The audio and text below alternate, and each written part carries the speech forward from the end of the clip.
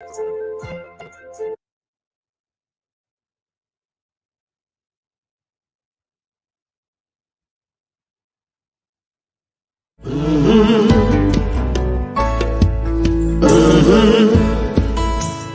the game gets rough and this life just seems so tough, make we talk, my people, make we talk.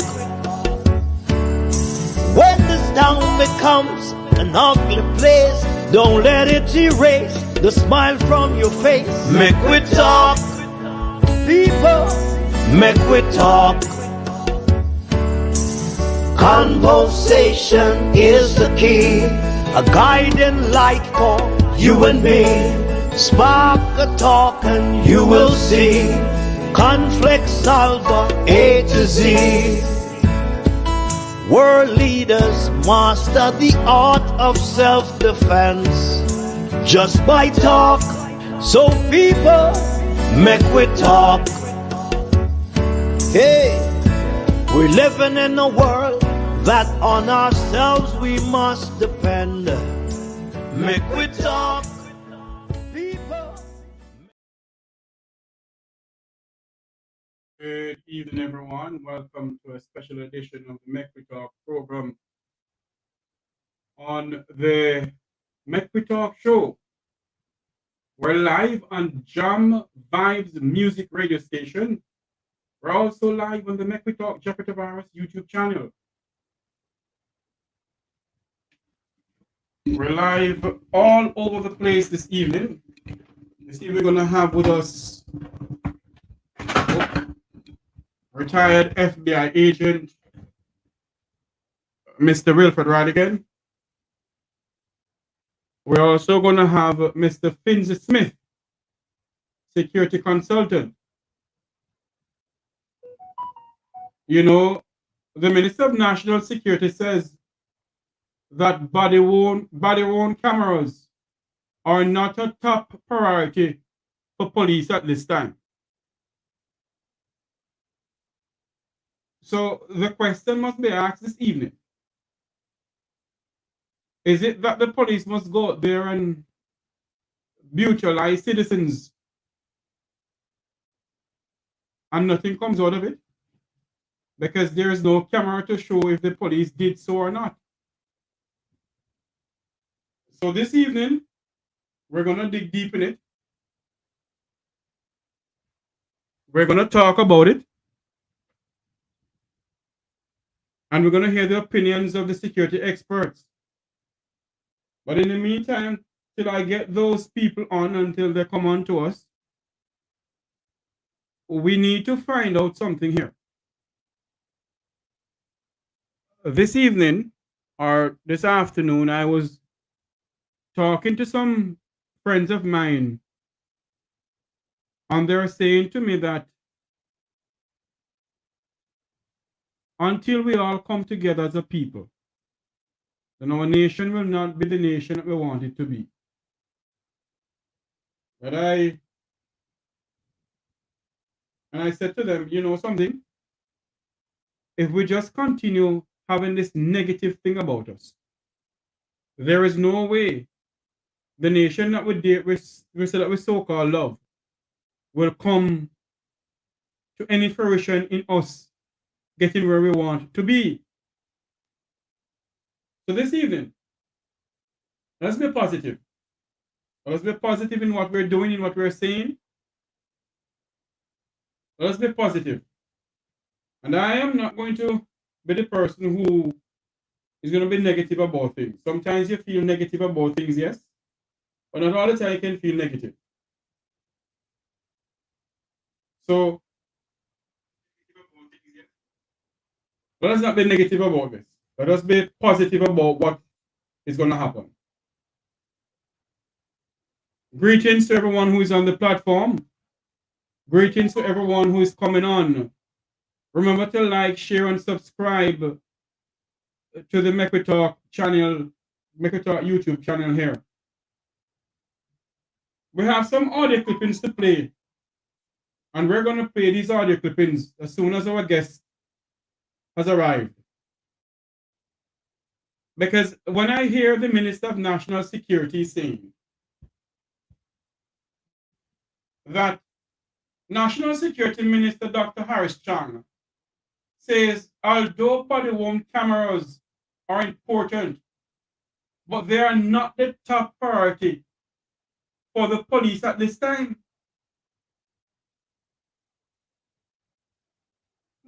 Honestly, what is going on in the country? The Minister of National Security is telling the nation that body-worn cameras are not important at this time.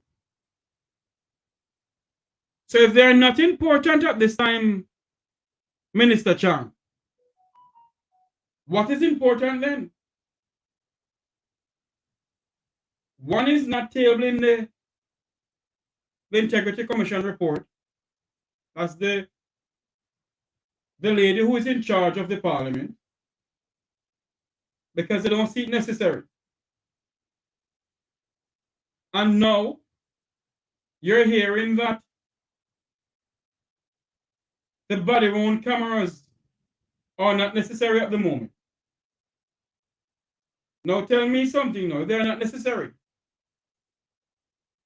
What is necessary then?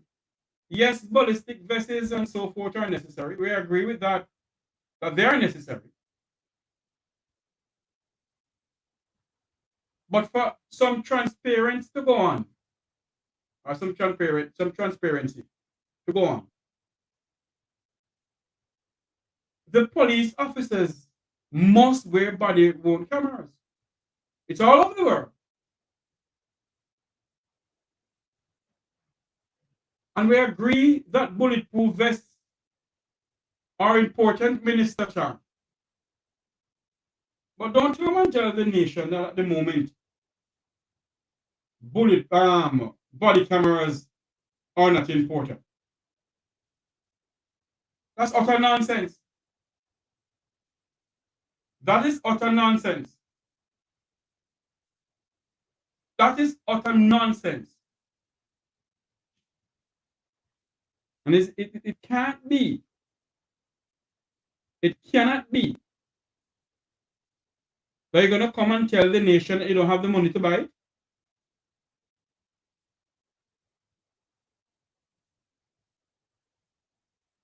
I'm trying to figure out if something is wrong within the Ministry of National Security.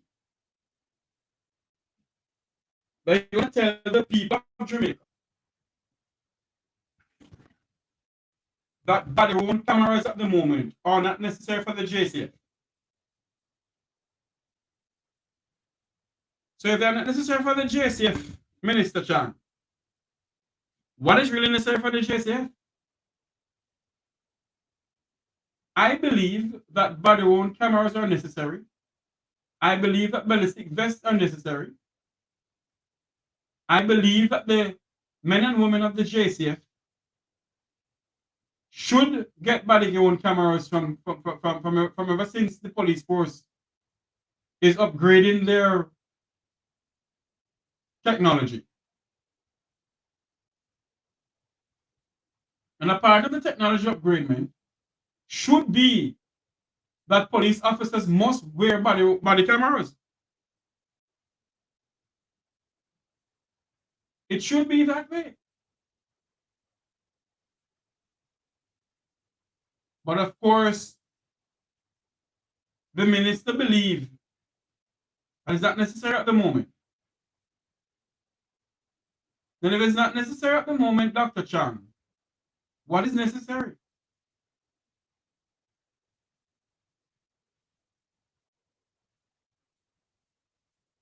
If it is not necessary at the moment, Minister Chang, then come and tell the nation in a so-called press conference on Wednesdays what is necessary.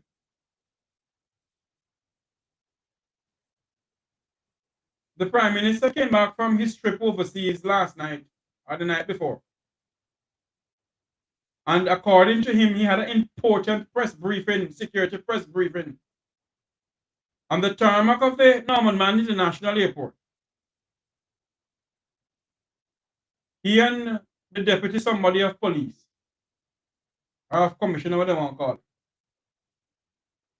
had a security briefing on the tarmac of the Norman Mann International Airport.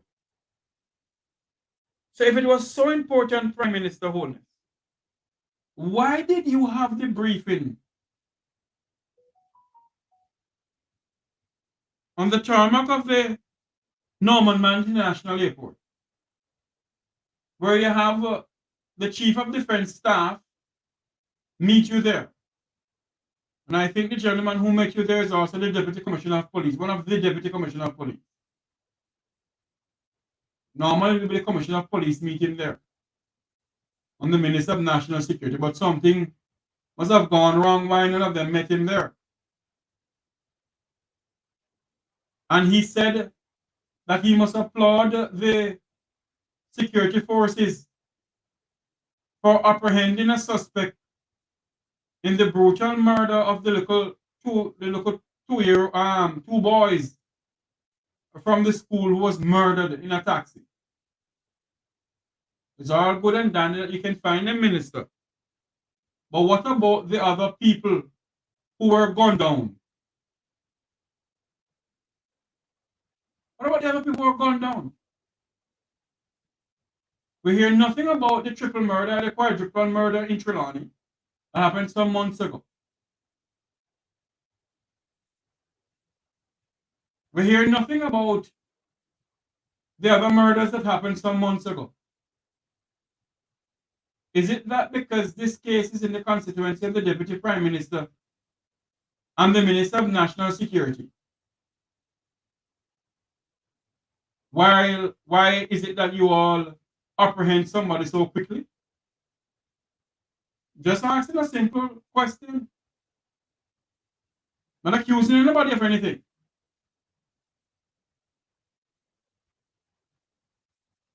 But it cannot continue like this. Where Jamaica's murder rate is through the roof. And you have a Minister of National Security is telling the people of Jamaica that it is not necessary for him to buy, it is not necessary now for the police to get body-worn cameras. It's not necessary.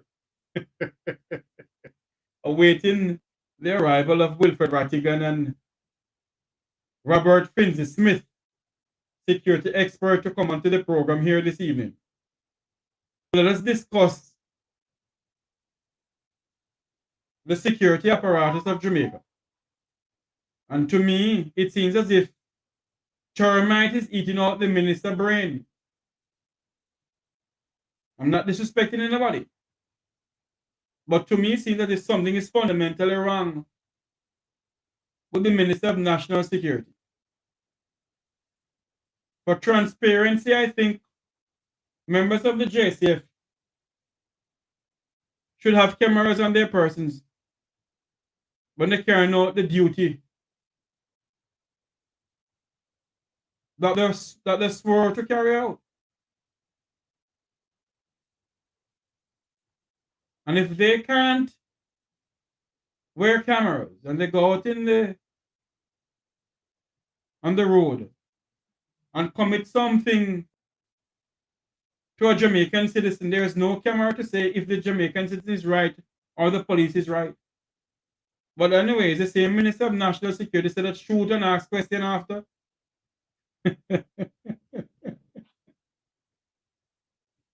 Is the same Minister of National Security saying that I should shoot and ask question after? So obviously, that's what is going on.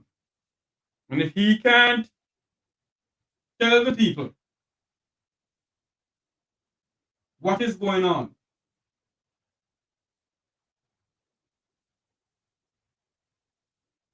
and I think it's time for the police officers to get some change of uniforms. I think it's full time. Good afternoon. Welcome to the program. Welcome to the Make Talk program. One moment for me, please, sir. Good afternoon, Mr. Hesse. Welcome to the program, sir. Good night, sir. Yes, good night. You have a question for the minister or for the government of Jamaica, sir? Yes, sir. Go ahead. The sorry, the deputy commissioner, the head of a minister of security. Mm-hmm. The minister of security, he is the head of security in Jamaica. Him say him cannot find money at this present moment to buy body worn camera. Yes. But him and the commissioner of police planning to change out the police uniform. So the amount of money I'm going to use change out the police uniform, I think that same amount of money can buy body camera. Yes, true. Or because a body worn camera, them cannot make nothing off of it, but the uniform, them can make a fish head off of it. I don't know. Are you saying, caller, that obviously there's somebody making the police uniforms in Jamaica? That's what you're trying to say? Yes, man. Uh-huh. Them give somebody some contract to make it. Because the police uniform from I was born, the red stripe and those things was the Jamaica Council Force uniform. Right. So why at this present moment now, the head of commissioner of police come from the army trying to put the army similar, the police similar to the army uniform. I don't know why.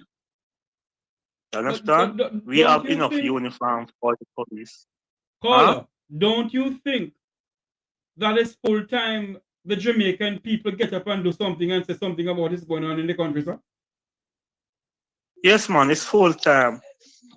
But in Jamaica, we're playing too much politics.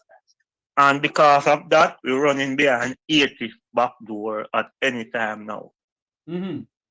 Because look how many hundreds of people in Jamaica are being murdered by the gun. Mm-hmm. And the Prime Minister and his deputy choose to come out and say, you investigate that one, you investigate this one. Hello? I don't understand. Yes. Because all crime is crime. True. And every human being is human being. So I believe that the police are supposed to investigate it and carry the killer to justice. Let me ask you a question, caller. I know you very well. And you're a part of the taxi industry in Jamaica. Have you ever heard the Minister of National Security or the Commissioner of Police or the Prime Minister come out and condemn the brutal murders of taxi men and women in the country, sir? No, it never happened. Because the authority don't look at taxi person as human being. You ever see when a vehicle kill a dog out a road? Sometimes a rubbish truck come and take it up. Sometimes it stay by wayside and rotten. Mm-hmm. Or sometimes the crew come and have a precious meal. Yes. Same so when they come on to the PPV sector. Anything happen to us, the government don't care about it. Mm. The government will come out and promise one bag of promising for the PPV sector. But when the time come for we to inherit it, them shift the goalpost in the middle of the game. Mm-hmm. Yeah, man, them ship it, man. So your RS leave hanging out. Wow. So based on what is going on, sir, your opinion on the whole crime and violence in the country, where it seems as if neither the minister nor the prime minister has any clue in solving crime. You know, sometimes I think them have a clue to solve a crime, but people who working don't work, right? I believe the prime minister is very young. Him can do a lot of job, What do but you I mean by that? believe him have some people who him supposed to give command, and then him a take a command from them. Hmm. Hmm. Yeah, you know, like you have your house, and you as a man at your home, and your kids them go in school, Yes. and you're supposed to tell them when them supposed to go bed, when them supposed to wake up, when them supposed to come in. Mm-hmm. But that them I tell you, them turn around and telling you what to do. I believe that is the biggest problem now in Jamaica. Mm-hmm. Yeah. Prime Wow. Minister who's supposed to be head, him come like him a lead from a tail. So you're saying that the fame is leading from the tail, not from the head? Yeah. Because him have some minister in the cabinet. Those people taking over. Yeah, man. You can't believe that a minister can come out on a public TV and say the PPV sector people them him going to build a fence up a soldier camp and just fence it around and take all of them and put them in there who violate. No roof on the top of it. You can't believe it. Who said that to you? Minister, Minister of Injustice. What you mean, Minister Delroy Chuck? Yeah, man. Him can come up on public TV and talk those things and him still the minister. You know, it is not Which funny, I, you know, caller. It is not funny at all. But, you know, you have to laugh to what is going on in the country right now, where I don't think the Jamaican people have any confidence in the whole administration anymore. What's your take on that? yes, they must feel a nation most miserable. And I believe the opposition not doing nothing too. And it is so sad to live into a country where the prime minister come out and say when he inform the next government him going to you can't leave your door open and go to your bed. A lot of things. And when the ninth hour come, in feel you more miserable, My God. right? Hmm. Just because I don't know. Him supposed to. I wish if he can stand up like Portia Simpson. When Portia stand up towards his fellow member them and said no, it can't work, so it must work. All of them fight against her, fight against her. But she come out victorious. So Yeah man, it's full time. what you're saying to me, caller, is that at the present moment, the prime minister is a puppet in the administration then? Him not pulling him weight. Him let you have some people in what name start with C. About 3, 4 of them who name start with C. Who Are for them name are start run with things, C? man. You mean it's not everyone Warmington you're talking? Nah man. Who Hamilton is a fish a cake, man. who for name start You with C understand? again? There are some people named Chang Chong Oh, you Pang mean Dr. Fu. Horace Chang? I was even thinking. These people, them, you understand? Hmm. And it's full time now. The Prime Minister come out and stand up and say, you know something, throw away dirty politics and let us stand up for real Jamaican people. Because we have a lot of people in Jamaica decide them going to stay home. Them going to build a country. Like when in the 50s, when Castro in Cuba say to the people, them say, who want to leave, leave. We're going to stay and build a country. And now Cuba is very good, very nice place to live. So we need the Prime Minister stand up now, stand up. Some people going to beg, some going to, yeah, but stand up and lead. Be the engine, lead. Make some people understand. When you can't come here and believe when you can't do anything. Because what the Prime Minister afraid of, these people who win them seat, I'm afraid to tell them, so it can't work that way. So I'm afraid them to get up and then them going to lose. Yes. You understand? But sometimes you have to just hold bull by your arm and let it know that this is the pathway we're going. Well, based on what you're saying to us and based on what is going on in the country, caller, it seems as if we're going down spiritual hill without any break. No break at all. No break. Let me And ask the you mechanic something. who Let me ask you something. Let us drift away from the security for a while because we're waiting on some guests to come on. What is your views on the health sector in the country, sir? you know that I can speak a little louder. honest.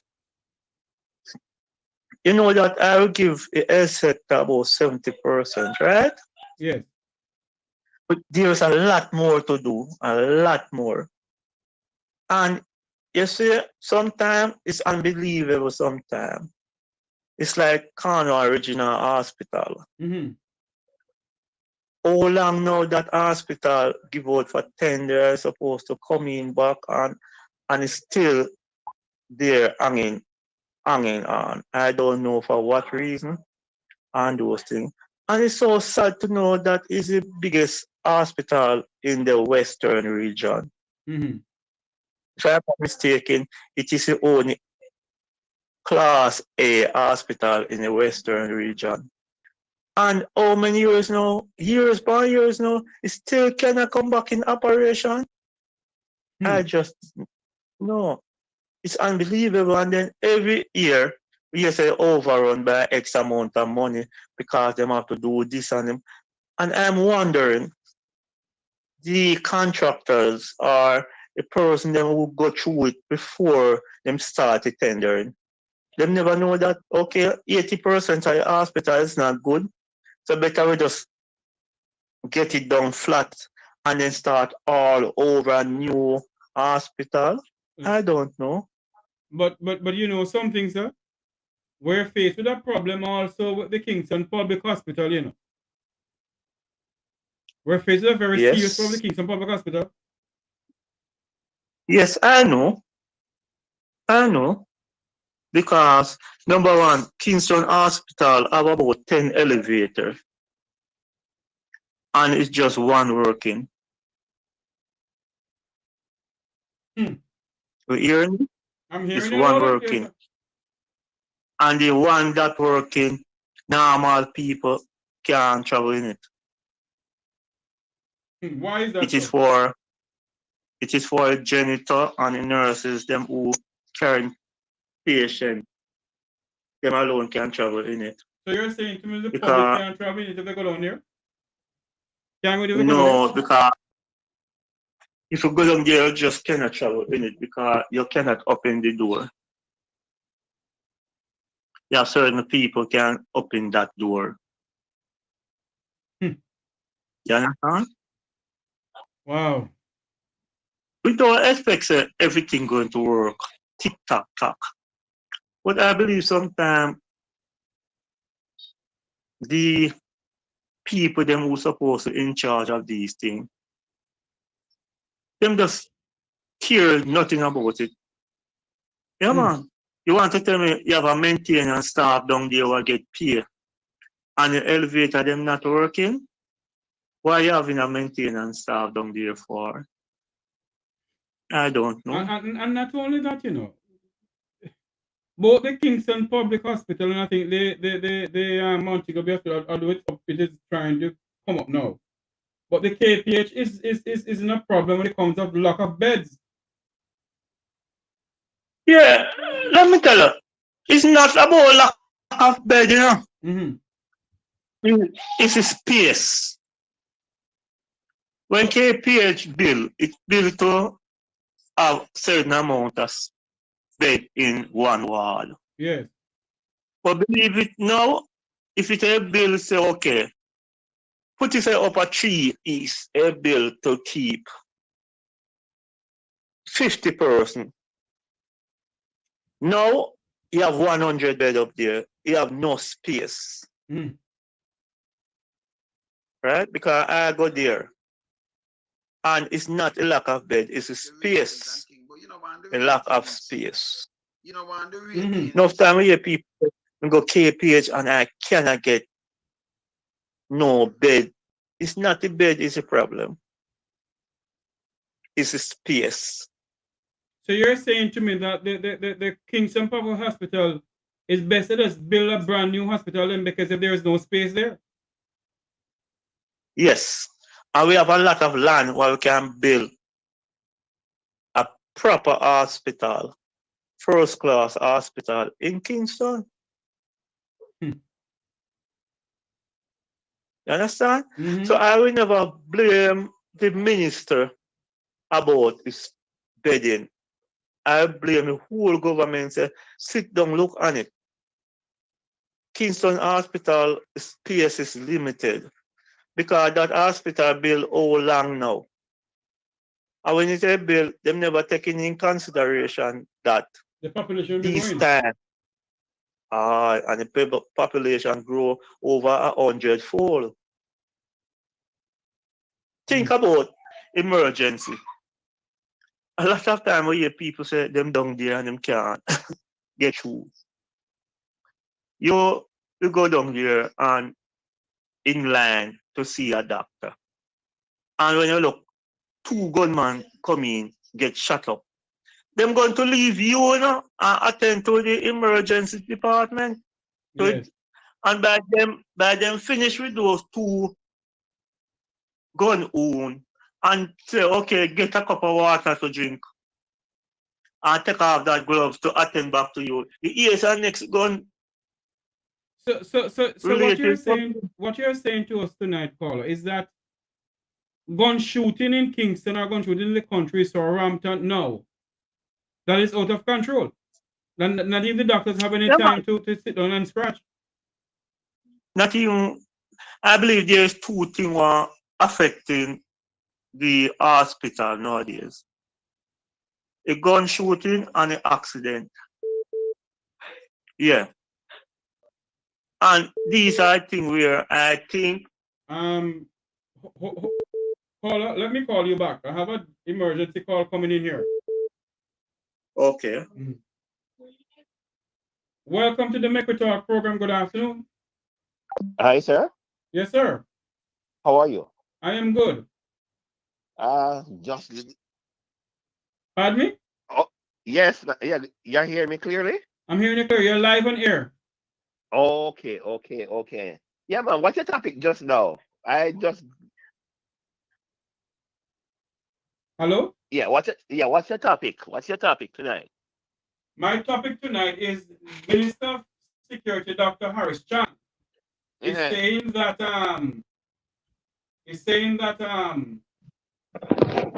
drone cameras by the police are not necessary at the moment. Question: do you believe him? You believe him? No, sir. Okay. You know what? The thing with I have with Dr. Chang. Speak a little louder for me now. Yeah, you know the problem I have with Dr. Chang? Yes. Dr. Chang just love the PR. Why you say that, Dr. Chang? Because you notice he just go and rumble around. It just rumble around.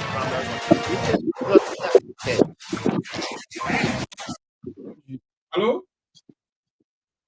Hello? Oh my God, I've lost that caller. Robert Finzi-Smith, welcome to the program, sir. Tavares Oh, John.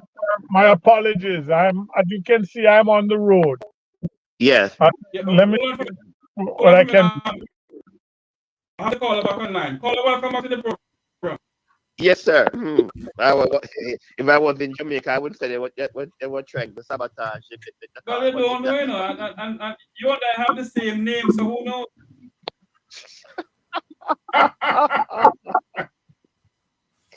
okay. Yeah. I have Yeah, with me on man. the program now Robert Finzi-Smith, security consultant and retired FBI agent Wilfred Rattigan. I think I know. Yes, I was once in the media in Jamaica. I'm familiar. I'm familiar with those names. I've never spoken to those gentlemen, but once I was in the media in Jamaica, I know of them. I Yeah. really know of them. Yeah. Yes. So as you were saying, no. Yeah. Yeah. I just think that Mr. Chang just loved the PR thing. Just love the PR. You know, sometimes when you don't have anything to say, you just want to say something for people to know that you're there. That's Dr. Chang for you.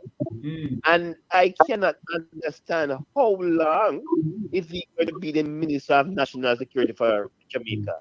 I really don't understand. I really don't understand how long it's going to be. How comes and how long? You have a good point there, caller. Thank you for calling in. Good. I'll talk to you again. Yes, sir. Continue to listen to the program. We're live on here, so continue to listen to the program. You're good. Thank you. I have with me this evening my two distinguished guests, Robert Finzi-Smith, Major Robert Finzi-Smith, security consultant and retired FBI agent, attorney at law, talk show host Wilfred Rattigan. Gentlemen, welcome to the program. Thank you, sir. Mr. Rattigan, you hearing us? Yeah, man. Can you hear me? Yeah, hearing Yep. loud and clear. Waterhouse hearing you. Okay. Smith, go ahead for me now. Your views and what the Minister of National Security said that body worn cameras are important at the moment. That's questions for me. Yes. What is your views on that? It's an unfortunate viewpoint because what body cameras will do is narrow the gap between trust in the public and the activities of the federation trying to put together a team to keep us safe. Yes. So if people know the body cam footage is available and reliable, people will be more inclined to say, I don't have to take the police officer's word. I can just look the camera. And the police officer will say, it don't make sense to do anything untoward because the camera is there. Mm-hmm. So once you narrow down the gap of feeling confidence in the force, there are people inclined to speak to the police, there are people inclined to take the police recollection of the situations that occur. Mm-hmm. And once this gap is narrowed, 3/4 of your problem in reporting crime is gone. Mm-hmm. So maybe we're looking at this thing ass over backwards. Yes. There's a thing that says, what is the recipe for a French omelette? First, you get the egg. Yes. In policing anywhere in the world, I'm sure Wilfred will agree with me. It is confidence, trust placed in the police force by the citizenry. In the United States, especially in New York, if you draw against somebody and them don't like it, them say, move or call a cop. Yes. Which means a certain amount of confidence in what will happen when the police arrive. Mm-hmm. If people have body cam and tell you what they do when they arrive, that trust will only grow. Yes. Unless the Minister of National Security feels that he can achieve what he wishes to without the trust. Mm. Mr. Rattigan?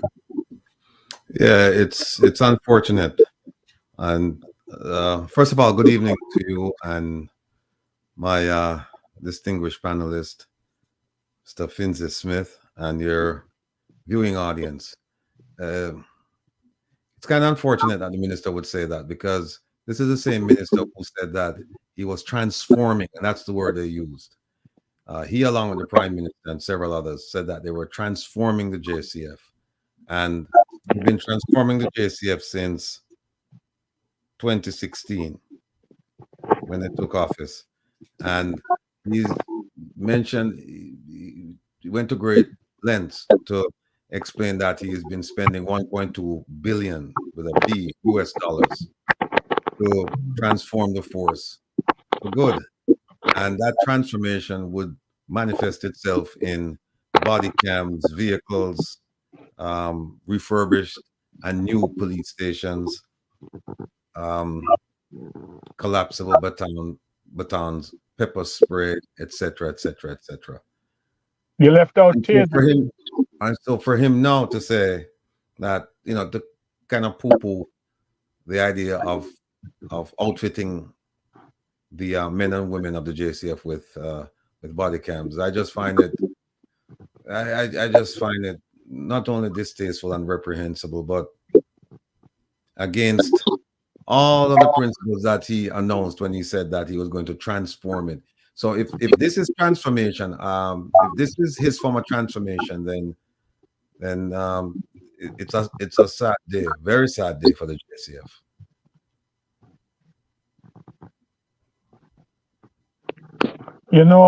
If I might interject here, some long time ago, a friend of mine and myself got the dealership, so to speak, for tasers. And we presented it, and it was tossed around until a particular commissioner of police who had sat in on the presentation. Next thing we heard was that his daughter had applied to taser for the dealership, only to be told that myself and my friend had a dealership already. We never heard anything more after that. Trinidad has adopted tasers. A lot of shootings and things that arise out of domestic disputes and things that end up being fatal could have been avoided by the use of tasers. But I'm asking myself, what do we really want to do? What do we really want? What do we really want to do? There's a security company I won't advertise for them, but they're fairly well known in Jamaica. Very well known. They're equipped with body cams. I hear there's a problem with the battery life of the ones that are being utilized by our police. But Yes. my question is, could that be as a result of the quality of the body cams you bought?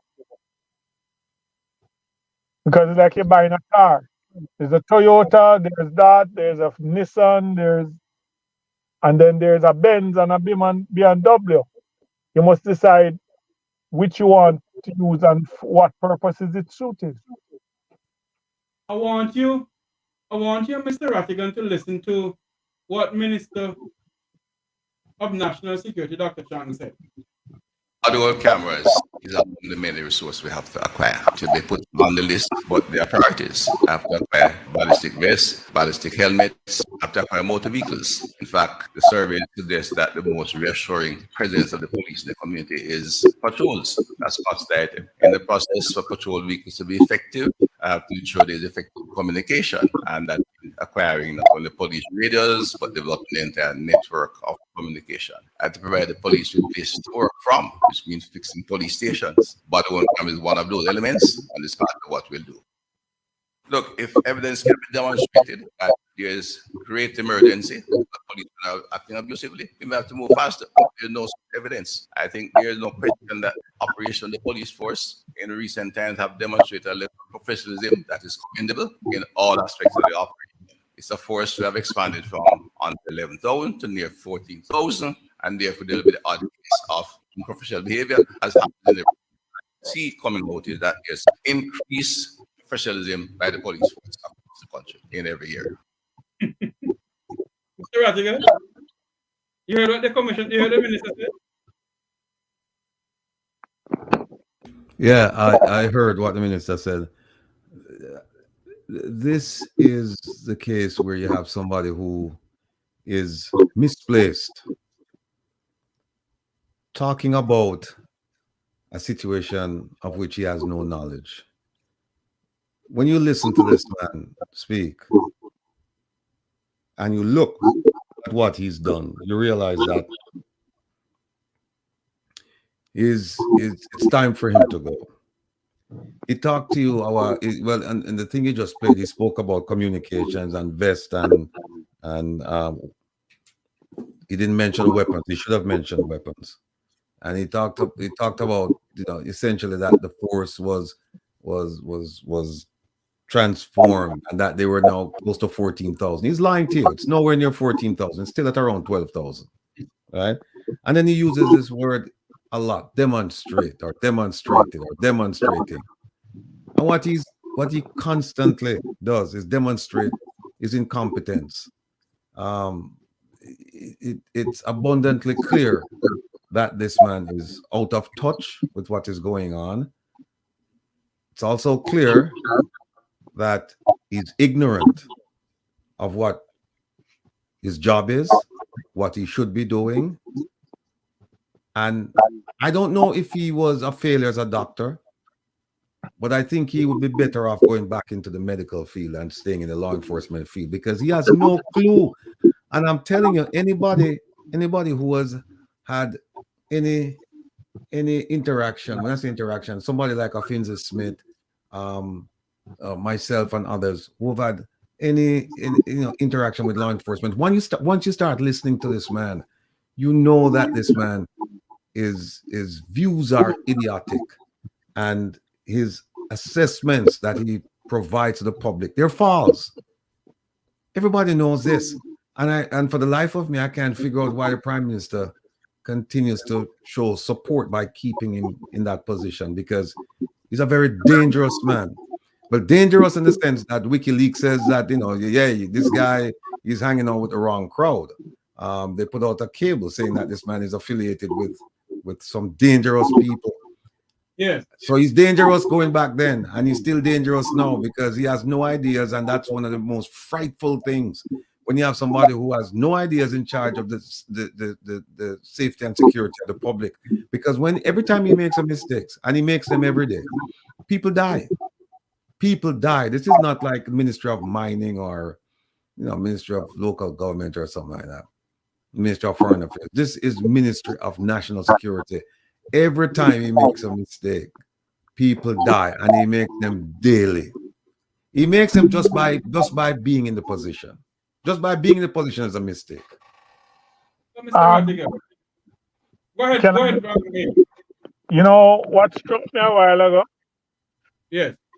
If Dr. Chang is a medical doctor, and he heard Mr. Rattigan pontification on the correct way to take a blood pressure or to measure the effects of diabetes or to see what is happening in a pulmonary part of your body, he would take offense and ask Mr. Rattigan for his qualifications that allow him to make these declarations, because it's a matter of life or death if you make the wrong diagnosis.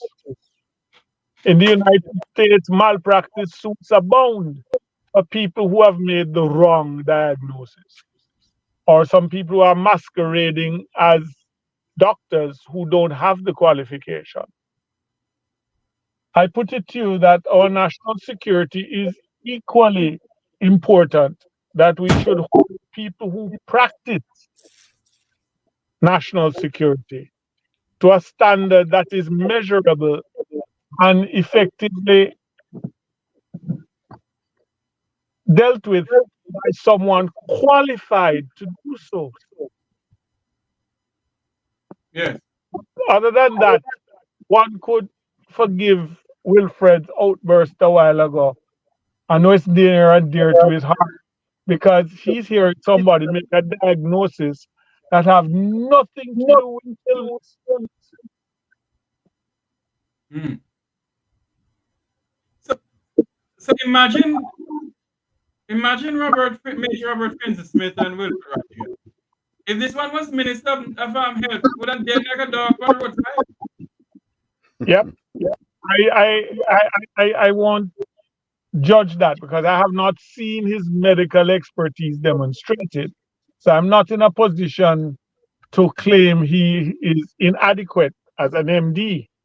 But I can say that you will have people with the experience of a Wilfred Rattigan who has international experience find it painful to listen to the diagnosis. Yeah, that's absolutely true. I agree with everything Bobby said because it's very, very painful for me to listen to him. Very painful for me to listen to him and the police commissioner because it's abundantly clear that they have no idea what they're doing. No idea. And I'll give you one, Mr. Tavares. If you get a chance to interview them, I'll give you a question right now. And if they're listening, they can prepare for it because they'll never prepare for it properly. I'll give you one question you can ask both. Just say to them, listen, you've said that policing has now gone to intelligence-led in terms of development in Jamaica. So it's all about intelligence. Can you please tell us about intelligence cycle? Explain it to us. Tell us what it is and tell us what does it look like in Jamaica. Never answer the question. Never. Never. You know, I want you to listen. Go ahead. They will attempt to. And fail miserably. Well, that's the other part. But they will attempt. I want both of you to listen to a clipping from the Deputy Commissioner of Police, Deputy Commissioner of Police in charge of crime Bailey says that hold on there. Outfitting the members of the constable force with body cameras is necessary. So I don't understand.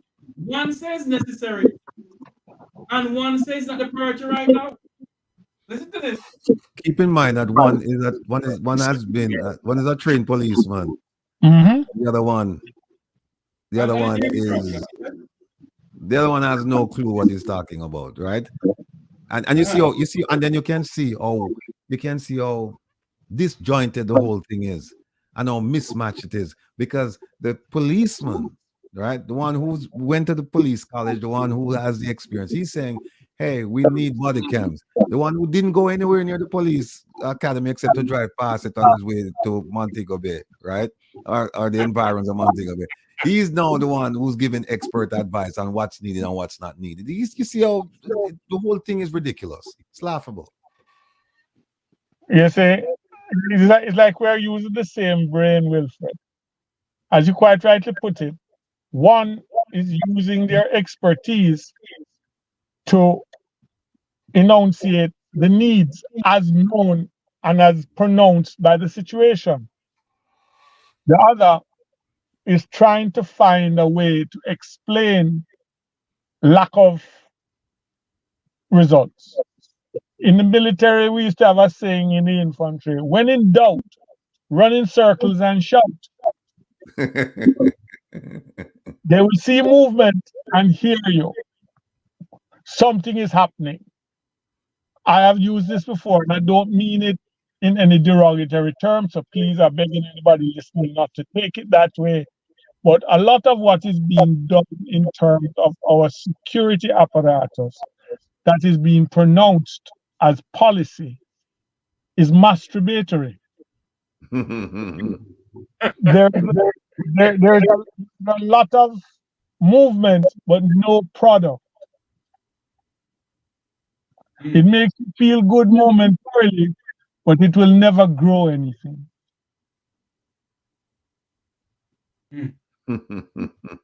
So based on all of this, gentlemen, it seems as if the Minister of National Security held Ben and not giving any security cameras to the police, body cameras to the police officers, so they can go and do anything that they like to do. I have to run, but on that point, let me leave this with you. The two pronouncements cannot get married. What am I speaking of? The pronouncements that say shoot to kill. And the pronouncements that said, I need to have body cameras that shows me doing it. Now, that may have now explained away the security minister's reluctance to place importance to body cameras. If I'm telling people shoot to kill, and they may get carried away with my instructions, and then have body cam footage to place them all before the courts, the two are not compatible. Does that explain it for you? In a way, yes. It's a dangerous situation. You have left officers who are already in fear of their life because of what they're facing. And you've told them, I'm giving instruction, shoot to kill. So almost certain situations where they don't have to, they will, because they have been given an instruction. And they now don't have any evidence on them that would put them in front of a jury for murder. And you know, Bobby, that instruction, shoot to kill, it's a very dangerous one, because they're taught, these policemen and policewomen, they're taught in the academy that you shoot to kill if your life is in danger or the danger of somebody else. Yes. So they don't need a minister to tell them that. And natural instincts would kick in anyway, that if somebody's threatening your life and you have the wherewithal to eliminate the threat, that's exactly what you're going to do. So when you said shoot to kill, that's a different meaning from what the meaning they got when they were in the academy. It's a different meaning. But shooting to kill isn't the answer. You shoot to incapacitate and reduce the threat. Right, and that's what that's why I'm saying that when he said shoot to kill, it's a completely different one than the one that they learned in the academy. This one is saying, hey, you know what? Shoot, and then you can ask questions later. And yep. and you're right. If you don't have the body cam, then there's no evidence that it was an unjustified shooting, because now you know dead men tell no tales. Exactly. So, right. So you just hear the word from just the police officer, and that's the end of that. So it's but this is what you get when you put people, you know, people are not qualified for the position, and you give them authority. Okay, you're in charge, run the thing. This is exactly what's gonna happen. And it's going to happen again and again and again and again. Because and the confidence and trust of the people for whom the force is designed to work is going to get lower and lower and lower and lower. Right. And, you know, how do you explain that shoot to kill and no shoot to kill, no body cam, and then you say the police is a force for good? Well, I tell you that one of Dr. Chang's predecessors in another governmental cycle once had almost the same instruction. They told the police at the time, read them no beatitudes. Hugh Lawson Shearer told them that. Right, I remember. Yes, I remember here that Mr. Shearer said to the police force, shoot them shoot the and ask questions after. Yeah, and preach no beatitude. It's 8 o'clock. So, gentlemen, Mr. Rattigan, tell me this now. Based on what is going on in Jamaica, until now you hear nothing about these 5 bombs that they found. You don't hear the Minister of Insecurity come out and say nothing. You don't hear the Commissioner says nothing. And you hear the Prime Minister said that he got a briefing on the return on the island. He got a briefing from the somebody in the police force pertaining to the killing in the Deputy Prime Minister's constituency. Do you think that the Prime Minister should get a secret briefing on the tarmac of November from Mr. Rattigan? That was just for show. I watched it, and it's foolishness. It's just to give the impression that he's on top of things. In fact, it turned out to be more of an interview of a policeman than anything else. Huh? Interviewing the policeman. Yeah, it turned out to be. Yeah, you could have supplanted him meaning the Prime Minister, with a reporter, and it would have been an interview. It was an interview. It was not a briefing. When the Prime Minister was in opposition, he told the then Prime Minister Portia Simpson Miller that a lot of her trips were useless expenditures because she could do it by Zoom. Yes. I don't know if our bandwidth has reduced since then, but if it's important enough, a phone call and a Zoom call would have briefed him fully. Yeah, that's all for the cameras. And Ransford McLean says that I should encourage the good doctor to get back in the medical field because God knows what might happen there. He might kill off all of them. Even telling doctors and nurses to kill the patients. What did I say? You know something? If both Wilfred and myself stay here together much longer, I hope your legal defense fund money is up because it could get you at the wrong end of the scale. I really have to go though. Wilfred, we will talk. Yeah, Bobby. I'll give you a call later on. Are you available? I am on the road. An hour, I'm available. Okay, all right, cool, no problem. Mr. Tavares. Yes, sir. We have a saying in the infantry: watch your six. I know. Okay, sir. I know. Bear in mind, in this country, accidents happen. Oh, yes. Thank you very much, Major Robert Finzi-Smith, security consultant, for coming on. To everyone listening, stay safe. Thank you. The nation of ours that we love so much, Mr. Rattigan. Today, at least 3 people were gunned down. Where? Don't you aware of it? No. 3 people were gunned down yesterday. Well, today rather. Where? 2 in downtown Kingston. And I think 1 somewhere, if my memory serves me correctly, I don't know if it's halfway 3 or somewhere else. But I know 3 people were gunned down today. Just 3, only 3 for the whole island? Only 3 I know about. Only 3 that they've reported to you, or right. That you're aware of. Okay. Yeah.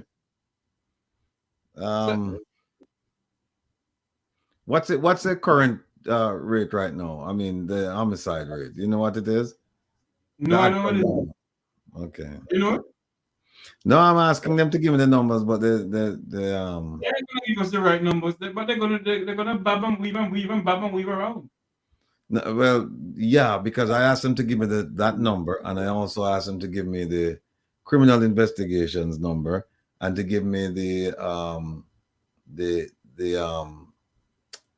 missing persons number, and I also asked them to give me the what do you call it? The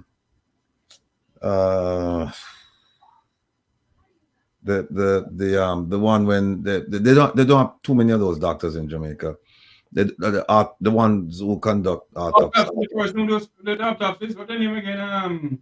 Yeah. Well, I asked them to give me how many of those. It's the one in the country. Eh? It's only one in Jamaica. Right. So I know that our whipper bodies pile up. So that's why I'm asking them to give me that number too. You know, give me the number. Because what happened is that they have to provide the cause of death, right? Pathologists, thanks Hayworth. So they have to give us the cause of death so that they can either add or not add to the homicide rate. So you have a whole bunch of bodies piled up there because some, a neck chop off doesn't mean that the person died from the beheading. Person could have died from something else and then just beheaded them. Mr. Rattigan, can you address that? What happened to my lawsuit for it to be dismissed? The judge, two things. The judge said that I have no standing, and two, that in his mind, she did not commit a violation of law or violate any administrative regulations. And that's it. So is it, today I said on my program, that it is quite obvious that Jamaicans who live overseas don't have any standing in the court of law in Jamaica. So why are they coming up here to get money from the diaspora then? You know what? They just said that because if you go and you look at the read the Vision 2030, read the manifestos, read the Global Jamaica Diaspora Council documents, read anything having to do with the diaspora, and you'll see that the interest is there, that we are Jamaicans, right? Because to renounce your Jamaican citizenship, it's a task. You just don't get up and say, well, I'm no longer Jamaican. You have to do paperwork. The paperwork has to go to the embassy, and then it goes to the Ministry of National Security. Then they have to do a whole bunch of things there before you're officially renounced, before you're officially un-Jamaican, right? And you haven't done that? No, I don't even know the first. I've never sought out what the procedure is like, and I haven't filed any documentation. I have no intention to. I was born a Jamaican and I'm gonna die a Jamaican. It's that simple. So they said, oh, Ransford, yeah man. Nah, me just talked to him a while ago, not too long ago. Not too long ago, me talked to Nami. Big up yourself, Ransford. Yeah.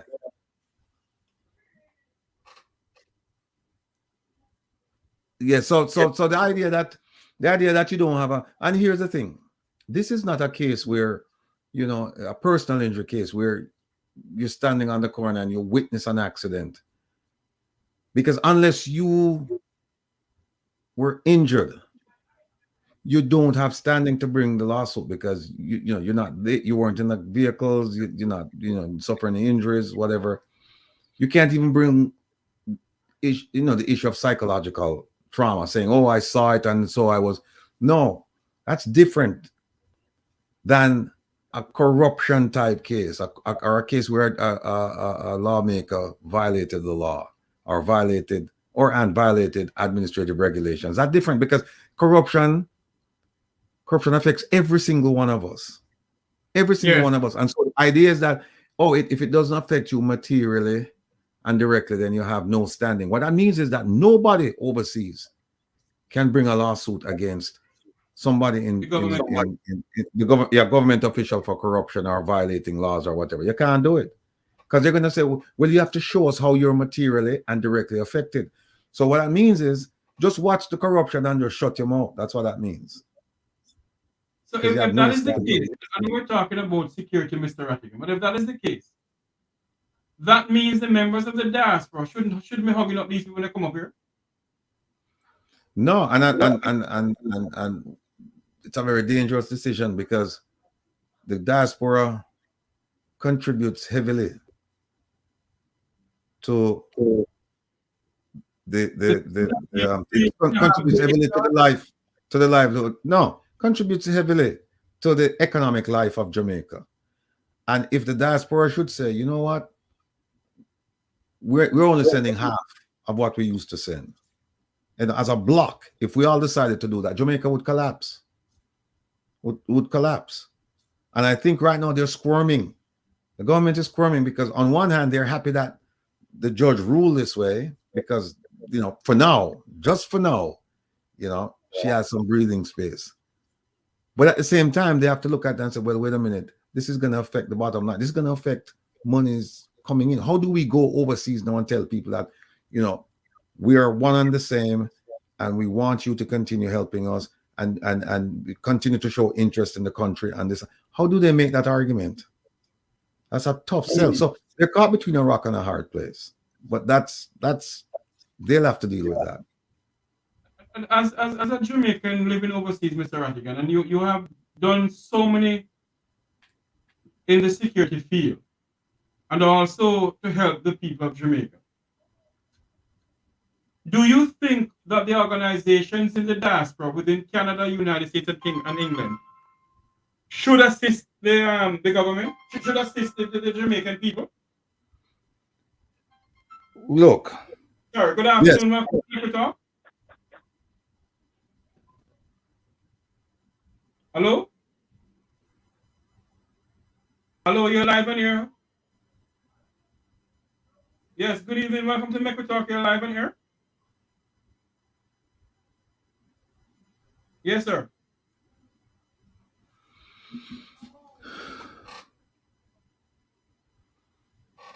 Mm-hmm.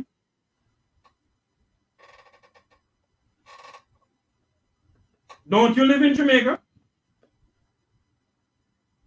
So you don't see what's going on? Mm-hmm.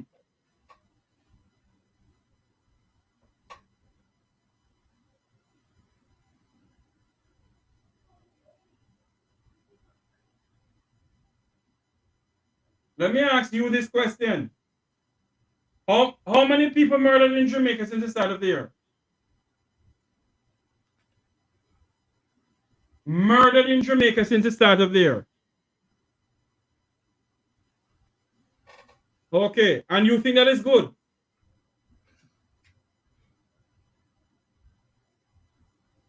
I am asking you, hello, you call my program to say that the government going on good. Now me asking you this question. If 1,000 people is murdered in your country, is that going on good?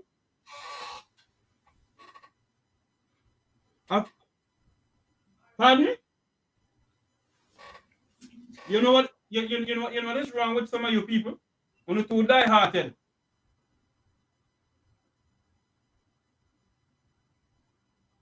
Have a good evening. Damn idiot. You're gonna call my program and talk about everything is doing good. The country is going on a slippery slope and a slippery part that we don't know when it's gonna come back.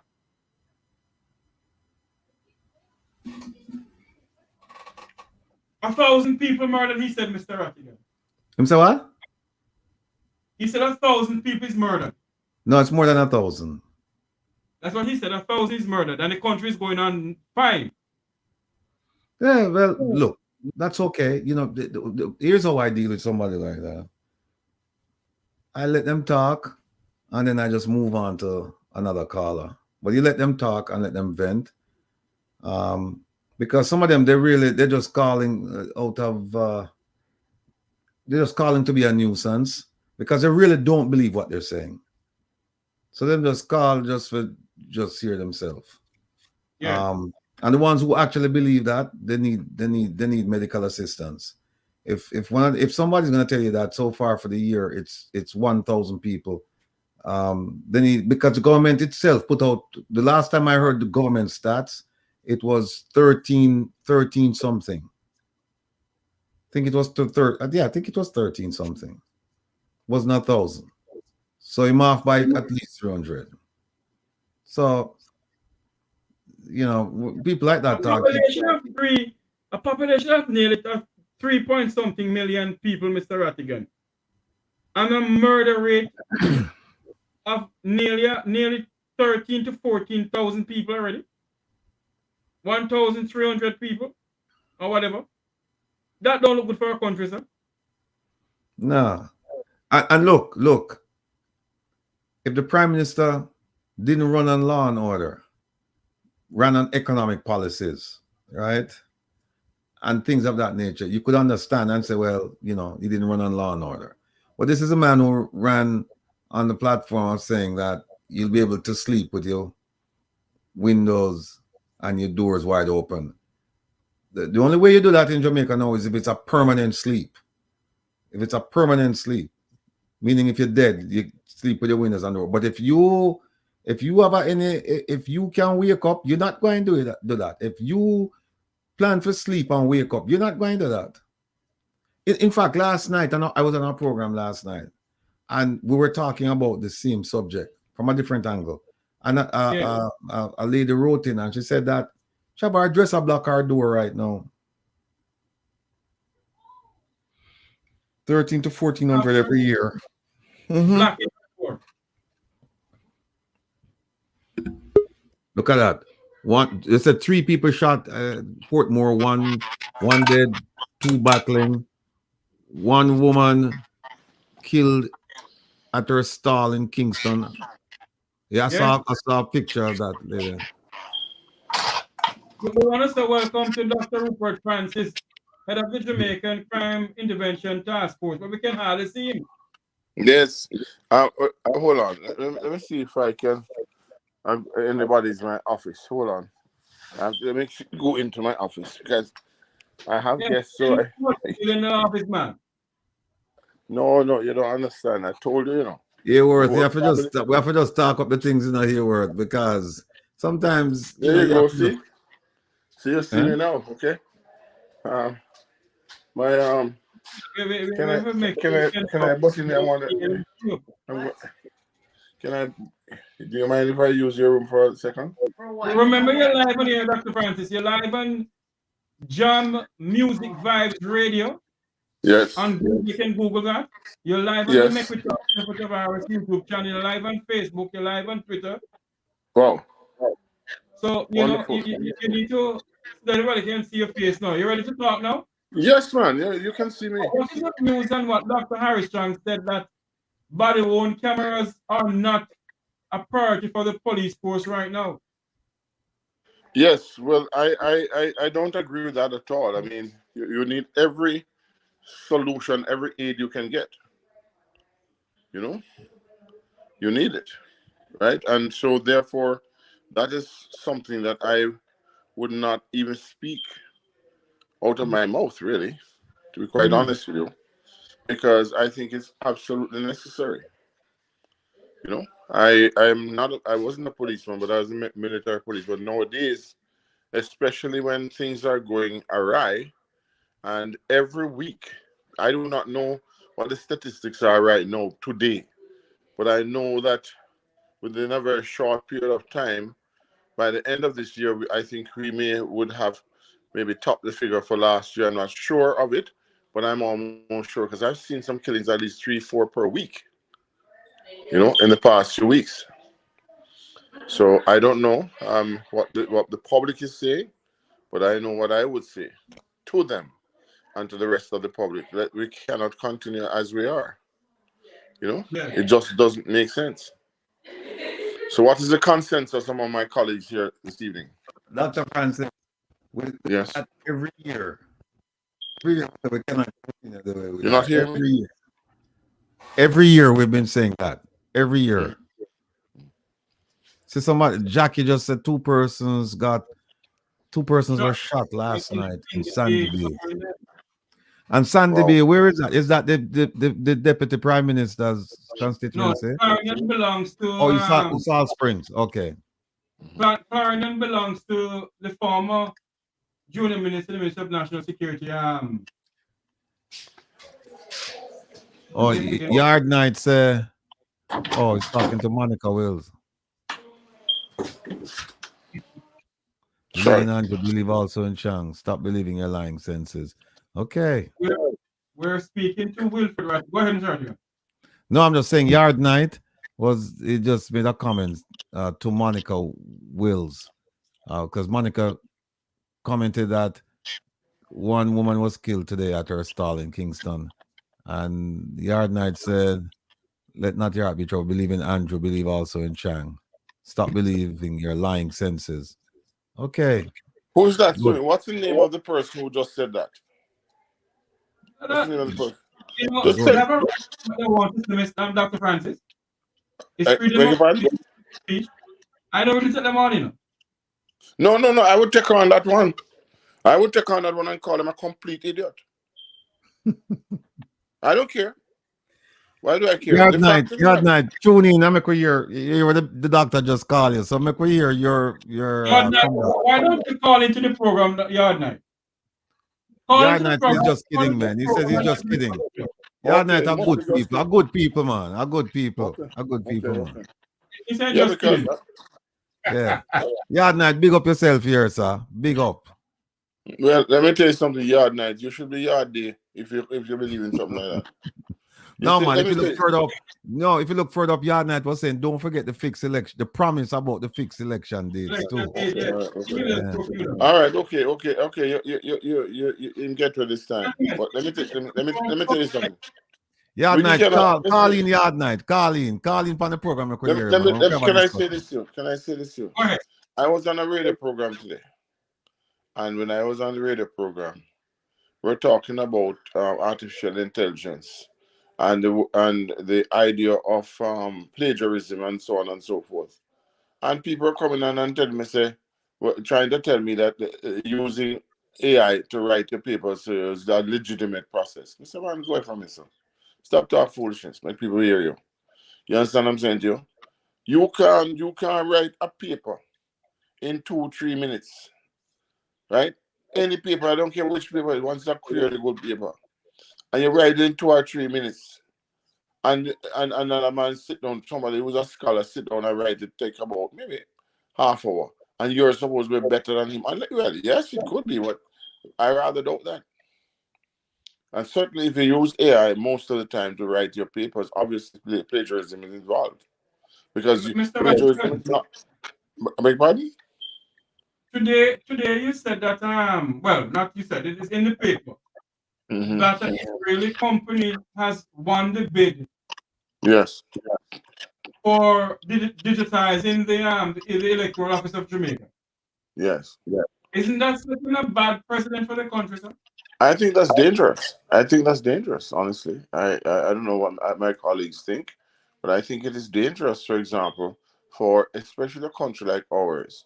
And, whether you like it or not, we are supposed to be a poor country. Now, some people are living rich or high off the hog. Fine, I understand that. But at the same time, when you consider that we're living in a poor country, these are things that, you know what happens when people have a monopoly over these things? What's going to happen, you think? It's only the bigger guy who's going to advance. The small guy is not going to advance, or not going to. Let's just face the facts, right? Can you imagine you giving, can you imagine you giving a steel cutter to a convict or a thief? Something that can cut steel and get into somebody. Why would you do that? You're encouraging the man to go and steal. Okay, and I'm not, and I'm saying publicly, I'm saying that as far as I'm concerned, I mean, you have to have faith in a system, right? And Dr. Francis yes. and Mr. Rattigan, the question that we need to ask the Jamaican people: do they have faith in the government of Jamaica anymore? Well, to be quite honest with you, Jeffrey, when I look at the whole spectrum, I have seen some, some things that can be what you call it, congratulated for. But at the same time, when I think that the things that they cannot be congratulated for far outweigh the ones that they can be. Okay, and so I can name a couple of them. For example, I believe that crime is as a result of the fact that the young people, especially the males, are disenchanted. They don't know where they're going to be. They're going to be, and some of them just take on criminality and say, "This is it." I think, for example, the persons who are deported from wherever they're deported from. Many of them are far more smarter than the average Jamaican criminal, and that's why has attributed to the rise in certain types of criminality. I think also that crime pays. crime pays, and so therefore some people may not like to hear that, but you have to understand that it does, and so you have to find the root, follow the money, as Let me my ask brother Mr. would say. Rattigan, Mr. Rattigan, do you believe that the firm that is in charge of the Electoral Office of Jamaica to digitize it, do you believe it is going to be it should pose a problem to the country, or should we take this serious? Well, look, it's always a serious issue when you have certain people in sensitive positions in your country. What do I mean by that? Voting is a very sensitive issue, and you cannot tell me that you can't find Jamaicans experience enough to put together a system like this. Now they said that they put out a tender, and this company won the tender, but there's certain things that you should try and protect. I'm not familiar with how the tender system works in Jamaica, but I know that in some countries, some tenders are not on the open market. Some tenders, yes, some tenders are offered to a limited few, and there's good reason for that. And this would be one of the reasons we're voting. And we see the games that can be played. And I'm not accusing this company of any nefarious intent. All I'm saying is that something like this, you want your people to control it, right?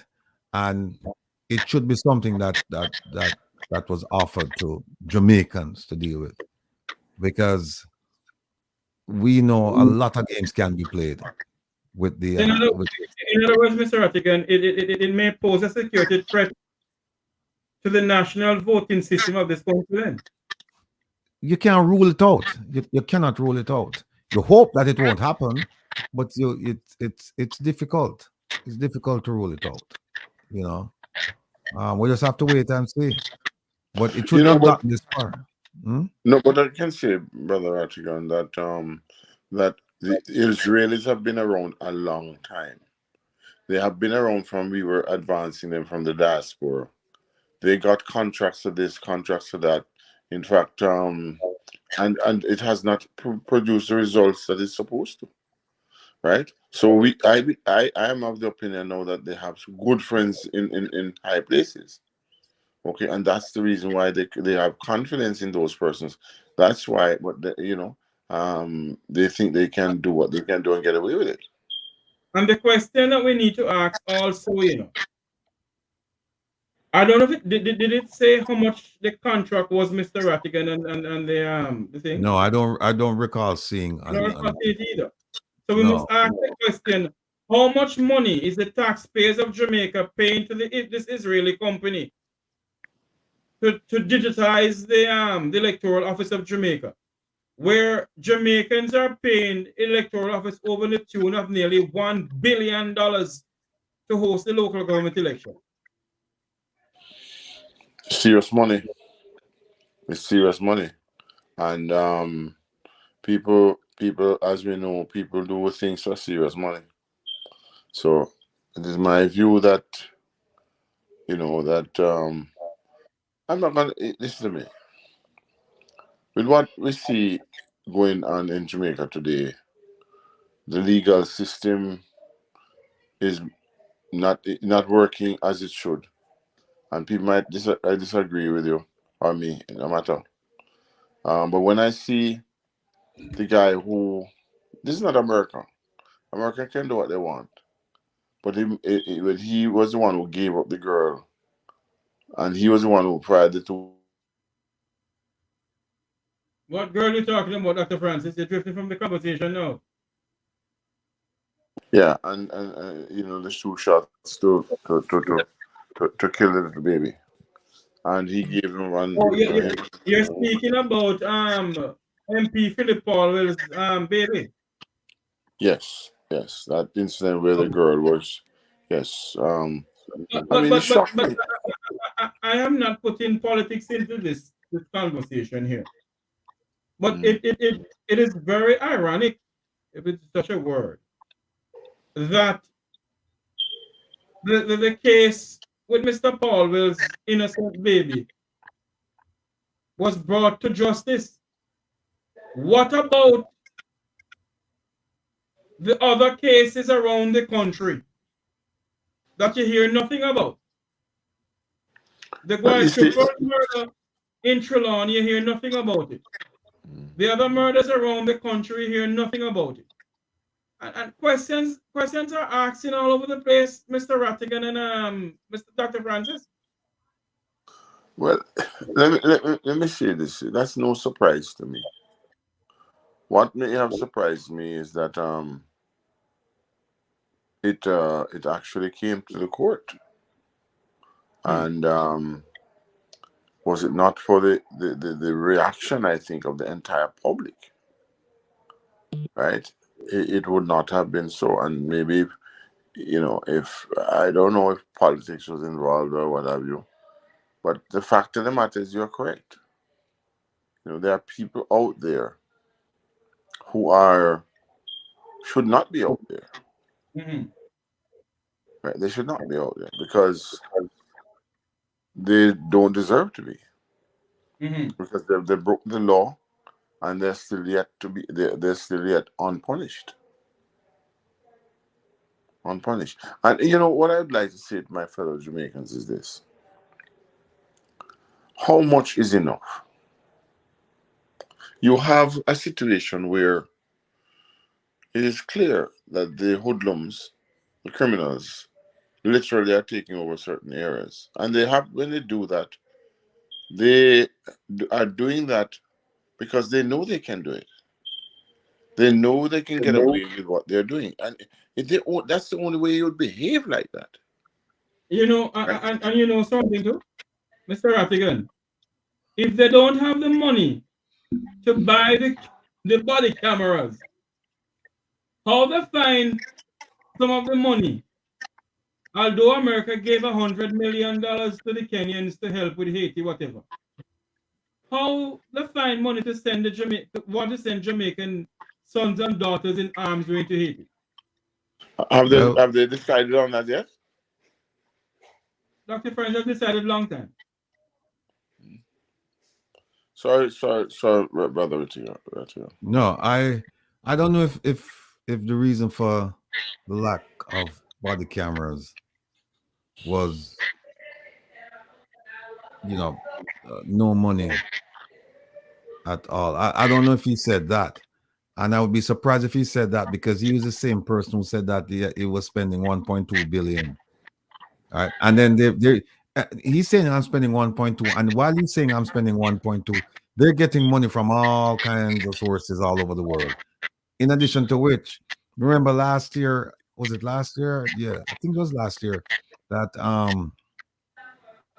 a senator, Dan Webby, he was complaining. It may have been, yeah, it was last year. He was complaining that there were like about 4 months left in the fiscal year, and they had used like a small percentage of the budget allocated to them. So, and then also one of the things I've asked them, and I'm waiting for them to come back to me, is to tell me how much money they have returned to the consolidated fund every year. Because you can't say we have no money and then you're turning back money because you didn't spend it. That's nonsense. So I'm waiting for them. I think I may have to end up going to court for that one because they haven't responded yet. But it shows a lack of understanding. It shows that they don't have the people's interest at heart. How can you, given the crime wave in Jamaica, how can you ask for money? You get the money to resource the JCF, and then you give back the money to the consolidated fund at the end of the fiscal year because you didn't spend it. What kind of nonsense is that? Listen to me. I first of all, I have to agree with you 100%, brother. And what I can't understand is I haven't heard anything about the head of the Police Federation either recently. It seems to me that most of these cases just seem to fall on deaf ears. except it's you know, what they're trying to do is to, for example, take these other cases out of the public purview, so that, you know, because they are excitable, especially the ones with the social media accent. You know, it did a great deal of damage. And the irony of all of this is that many people in Jamaica, when they hear you speak like this, they're saying to yourself, boy, them people are bad mind, you know. When they don't realize that if they are beneficiaries of this madness, it's gonna come back to haunt them. You understand me? And I mean, you know, you have countries giving Jamaica money, but they have everything is with the interest and ties, you know. Good afternoon, Francis. Good night, caller. Welcome to the program. Jeffrey? Bad Good day. night. Welcome to our program. We're live. Yeah, man, how you doing? I'm Good doing night, good. Sir Jeffrey Tavares. Yes. Are you hearing it, And your Mr. Rattigan? panel. Huh? Dr. Francis, are you hearing? You're going in and out. I'm not hearing you quite well. Are you hearing him, Dr. Francis? I'm hearing you now. Yes, I'm hearing you now. Oh, this is not Dr. Francis. You're hearing the caller? I'm listening. Go ahead, caller. Yeah, man, how you doing? Good night to you and your panelists. I think the Minister of Security is quite wrong in his opinion about body cams. It's about accountability. It's about transparency. Too long our people have suffered hands of the security forces, where wrongful death or harm has come upon citizens. And for the GSF wants to police Jamaica effectively, they have to be transparent. Persons don't trust the police, and the body cam will take some of that gray area out. So I strongly believe that is the way the security force should go. If you look at the United States in recent time, especially since the George Floyd case, you have a lot of incidents that right away the chief of police will fire a officer or officers, or suspend them based on the footage that was captured on the body cam. So sometimes the body cam will capture what is not reported by the officer or officers, or by the commanding officer on the scene, or by witnesses, or by even a victim. So the body cam will bring that transparency, will bring that truth then. It will be that other side of the coin where, listen, the footage can't lie. And I strongly believe that we are at a place where we need something like that in Jamaica. There's been so much brutality. If it wasn't for cell phones, some of these stories would have never been told what occurred. You know what I mean? So I support it, and I think the minister needs to retract that statement and to really look at it and say, listen, we can't continue like this. We need that third eye to bring the truth to the forefront. If I remember there was an incident that there was an incident some years ago. Somebody that was in the business told me about that they came up a government agency, and the first day the cameras were put up, the first night it captured some obscene footage, and the cameras never worked again from that day because it captured some upper management in a questionable position. Compromising. You know what I mean? Compromising. And they never work again. So maybe that's what the minister afraid of, is what it might tell. But sometimes we just have to face the truth. And the truth is just the truth. And if an officer is conducting themselves wrongfully, then there must be consequences. And if a citizen, vice versa, is conducting themselves in a particular way, then the citizen must face the brunt of the law. Because the law is the law. And if our forefathers saw it fit to entrench certain laws to govern the country Jamaica and its people, then the law must be upheld. So if the camera catch an officer or a security officer or a government agent or agents in an illegal manner, then they must face the brunt of the law. Yeah. And there's no two ways around that. And it is time we bell the cat instead of sweeping some things out of the carpet. I know after a while, the carpet will pile up, you know. And after a while, that dust going to bring a stench. It's going to start to Think like River Time. affect some. Yeah, man, it will affect some sinus too.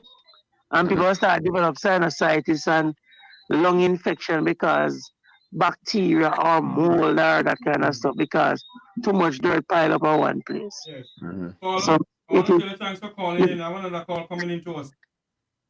yeah, man, no problem. Thank Blessing. you Have very a much. good night. Dr. That's Francis. it. Thank you. Yes, Mr. You know, hold on there. Yes, we sit here tonight, and we're here talking, and you hear what the people are saying. This call is from Jamaica, you know? And I think Mr. Rattigan know who the person, Dr. Francis know who the person is. Yeah. Hold on for me.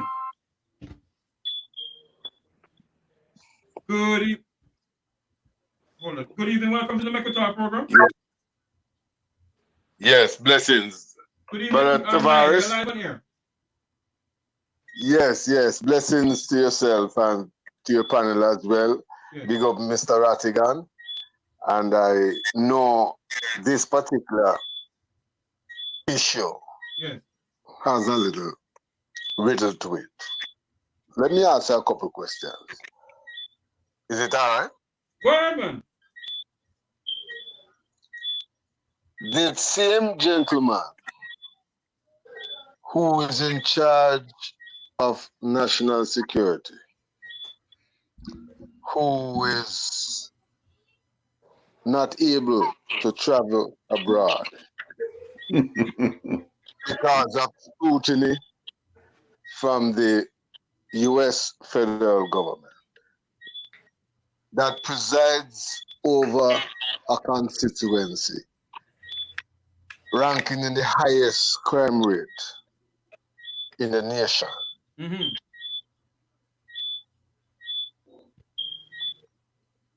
Do you think that it would be in his interest to have policemen having body cams that when they come up on a fine like the 250 pipe bombs, you'll actually see who was there, what was found, etc., etc. I think it would be condemning if he was asked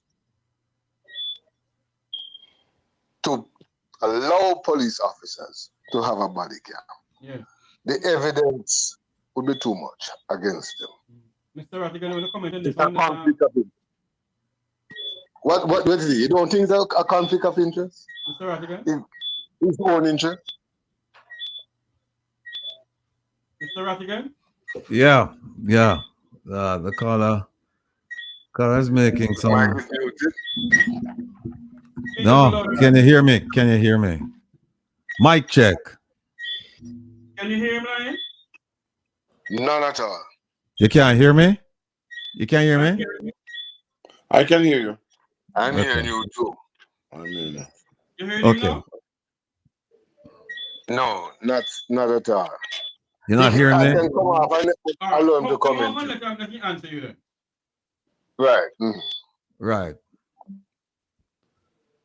The caller's asking if there's a conflict of interest. There's a conflict of interest in almost everything that's going on right now.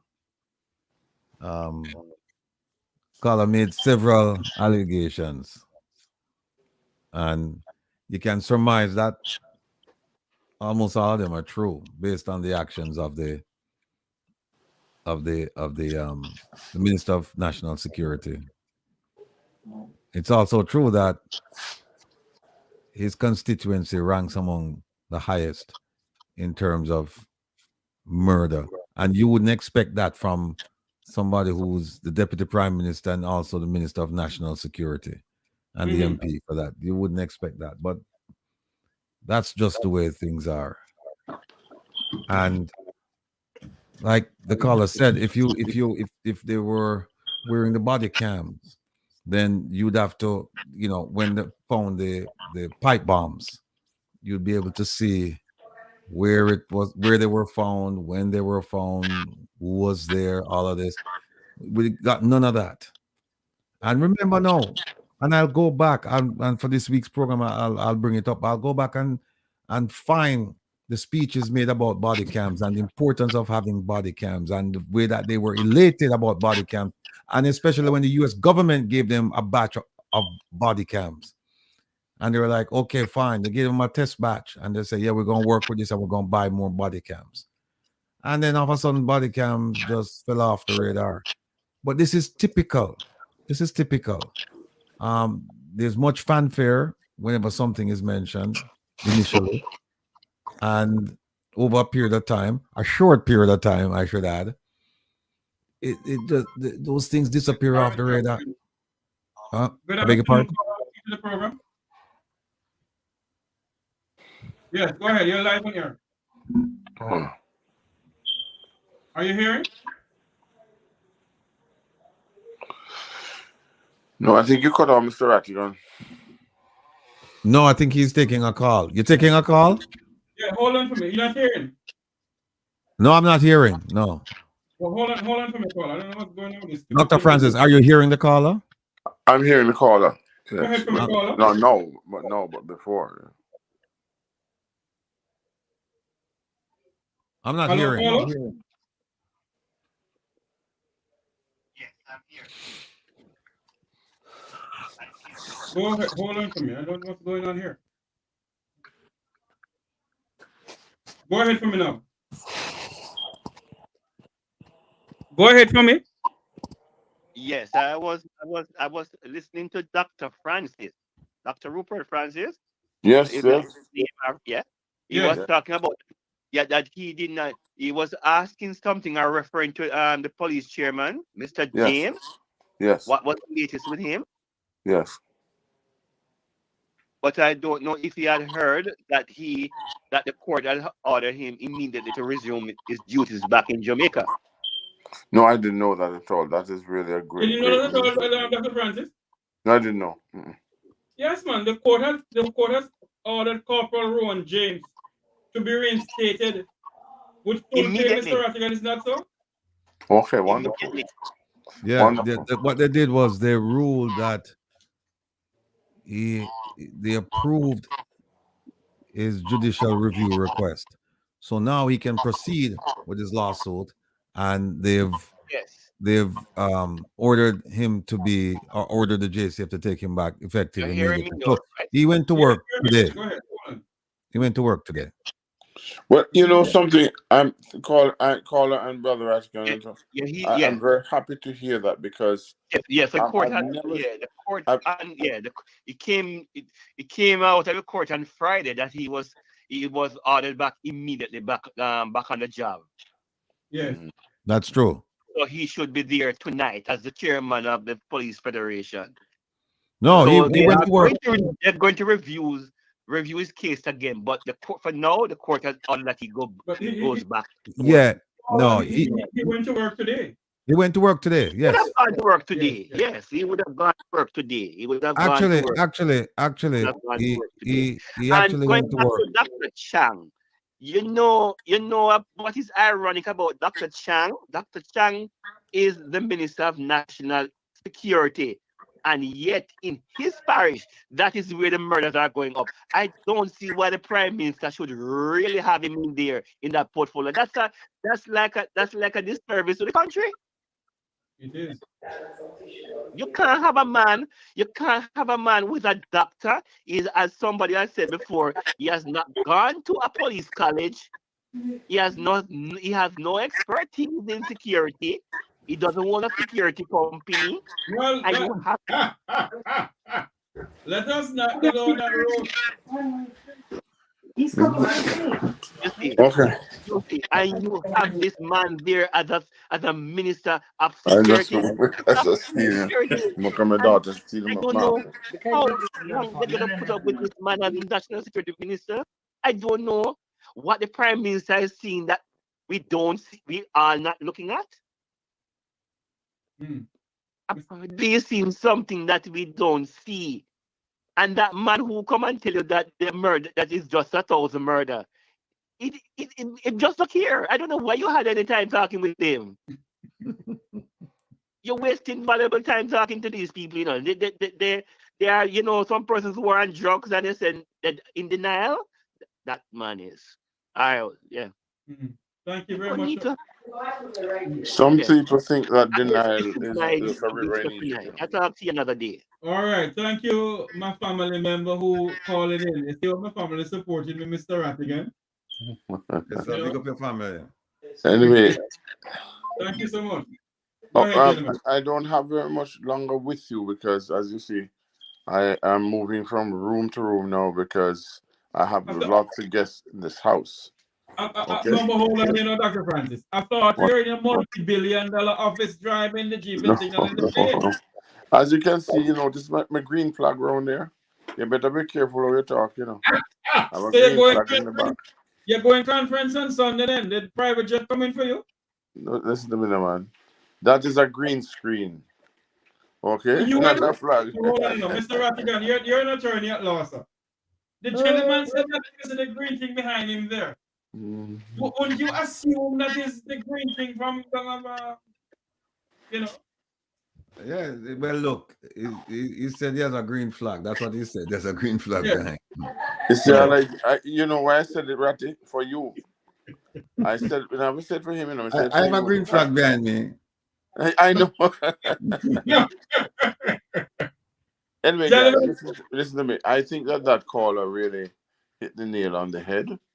And, you know, we should be very grateful for people who are listening and understanding what is going on, you know, and it is really, really something good. So I'm definitely going to you know, we have to pursue this. We have to make sure, and we have to support the JCF Foundation because it's so very important. Um, you know, because the policemen need the, what should I say now, the support. You know, very, very much, right? They need it. You know, because how can you? let me ask you this question before you go. Let me ask you this question. Is a crime force prepared to make a statement on the security problem that Jamaica faces right now at this present moment?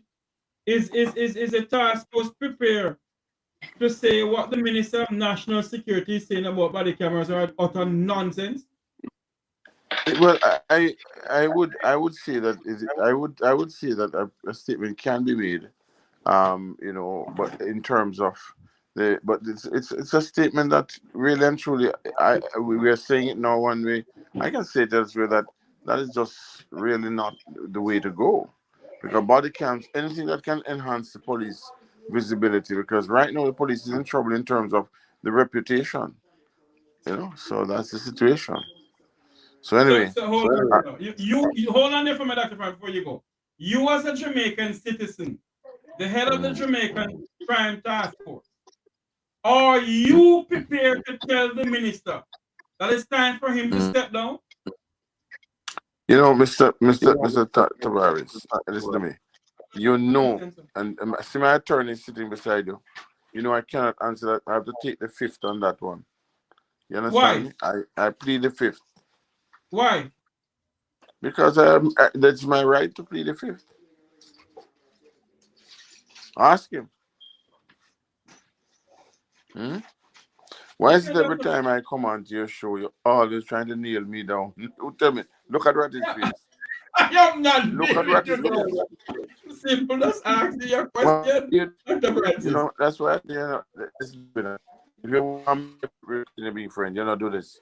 Because I am telling you, I support everything that's going on because I think everything should be out in the open. I support Mr. Wilfred Rattigan. Who never know it, they know it. No, I 150,000% on it, and I support what you're doing and so on. But my only thing is this: that if you're gonna do something, you do it, and you don't necessarily have to announce it. That's one thing. And secondly, I'm not alone in my own field. I mean, as I said before, I'm not alone. So I have to, and I'll explain that to you another time. Gotta run though, but I want to wish you all the very best. I think that what you're doing is great. I think what Mr. Rattigan is doing great. The legal fund, Mr. Rattigan. Why don't you tell the people about the legal fund, and so that they Well, can continue to contribute to this legal fund? Dr. Francis, I was getting to Yeah. that, sir, but I was just waiting for you to answer the question that we asked you. But you said Well, you I said answered it. So you've got the answer. you- We'll talk privately about that, Mr. Tavares. Okay. Good. All right, Dr. Rupert Francis, head of the Jamaican Thank you. Diaspora Prevention Crime Task Force. Thank you for coming onto the program, sir. Thank you very much. Good to see you, Willie. You're looking younger, my friend. Take care. Take care, brother. Wonderful. Okay. All right. You look young, man, in that multi-billion-dollar office behind you there. Go on, man. Take care of yourself. All right. Okay, brother. All right, Dr. Gotta Francis. go. Nobody go signal the plane now, and drive the Jeep. That's Dr. Rupert Francis, head of the Jamaican Diaspora. Mr. Rattigan, we're going to wrap up the program now, sir. Tell the people about the One Jamaica Legal Fund. Yes, folks, the One Jamaica Legal Defense Foundation. Some of you in the chat room, you have heard, and you've actually made contributions. But for those of you who haven't heard about the foundation, it is a foundation designed to hold Jamaican government officials accountable. And the plan is to do it in three ways. One is by lawsuits. Second is by a public relations campaign. And the third is by background investigation into individuals believed to be corrupt. We have one lawsuit on appeal right now. We're getting ready to file another two. Hopefully we can file them before this Sunday. I think also the fact that we're looking at the conference that was held last year, I think last year in November. Yeah, that it will cause the government to kind of change its routine, because now they know people are looking at what they're saying and comparing the words to the deeds, and they're not matching up. We'll find that a lot more promises are made than actually kept. They're making them as they can think about them. But when you look at what's been done, there is no connection. So the foundation's purpose is to, where we suspect that there is a violation of law, a violation of administrative regulations, where there's corruption, fraud, waste, mismanagement, abuse, that we are going to call them out. But in addition to that, we are going to file, where necessary, lawsuits, hold them accountable. And there is a lot we're going through right now, and we need the funding. People have called us a talk shop in years gone by, but that is slowly changing, because we've tried that tactic over the years and the government just doesn't seem to budge. They don't respond. And a lot of these things that we talk about, they're 9-day wonders, but we have decided not to make them 9-day wonders, to extend them. For example, the Minister Kamina Johnson-Smith story, that should have ended last June or July. And here it is, it's still going strong. Here it is, we're on the verge of filing an appeal. So, because we believe we have good grounds to file the appeal. So the appeal, I'm being told that the appeal will be filed tomorrow. The deadline is Wednesday. but that's one. We're also planning to file another lawsuit regarding, and people talk about the six, name the six, what's going on, and the prime minister's wife, who's now the speaker, she's also an MP, that she's unilaterally changing the rules so that the reports, when they come in from the Integrity Commission, they're not tabled. They have to go to a committee, and people have to deliberate, and who knows how long that's going to take. It's 9 o'clock. We're planning to file a lawsuit regarding that, and we're also planning. And I say planning because the lawyers are still bouncing ideas around. So don't hold me to it and say that we are going to. Just say we're planning.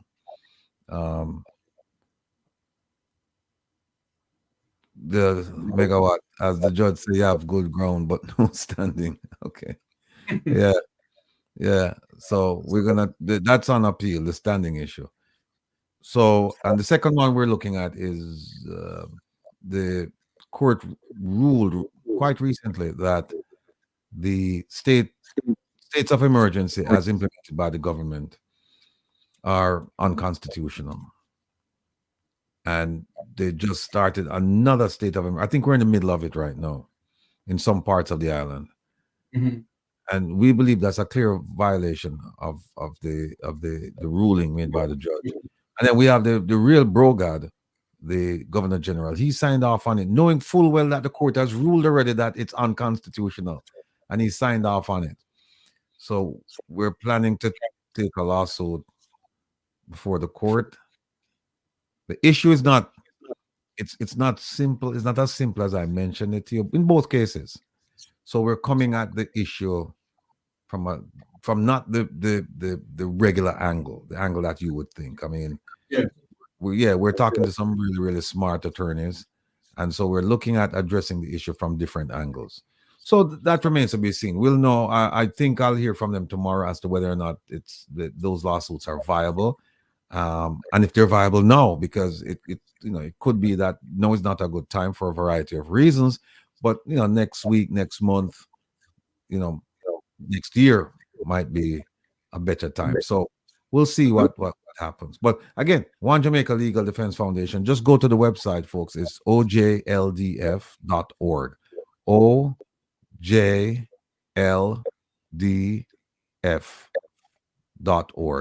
You can go there, and lots of information there. And it also provides you with the wherewithal to make your donation.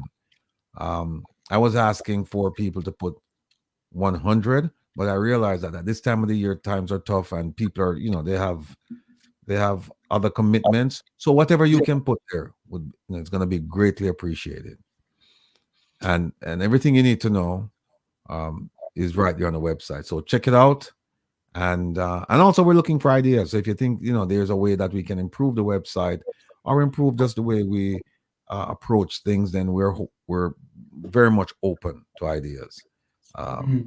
We don't discard or avoid constructive criticism, because that's the only way we're going to grow. So, and I'll give you, Jeff, I'll send you the details for the thing, so that your next show you can just put it up and you can let people know that. Yeah. Let me ask you this question before you go, Wilfred, Rattigan. Based on all of this that is going on, where let's say we don't have any standing in Jamaica. Maybe I've asked you the question before, but let me ask you it again. Do you believe that the Jamaicans in the diaspora should support the political parties in Jamaica if we don't have a standing in the court of law? Well, if we file a lawsuit and any government official down there, because we don't have any standing. So I mean, why? Yeah, I mean, you could even ask why even send remittances? Why? I mean, you send remittances because you want to help out folks, but why even invest? Why do a lot of things that we do now? I mean, I think we spend almost 4 billion. I think it's 3 point something billion we send annually to Jamaica. But it's a tough pill to a bitter pill to swallow when you have a ruling. And let me say before I go any further that I believe in transparency. I believe in good governance. I believe in the rule of law and the system. And so I have to respect the judge's opinion, and I do. However, I disagree with the opinion. And the system recognizes that judges do make mistakes. And that's why they have this appeal process. So that if you're dissatisfied with the judge and you have good reasons, then you can appeal to a higher court and then go from there.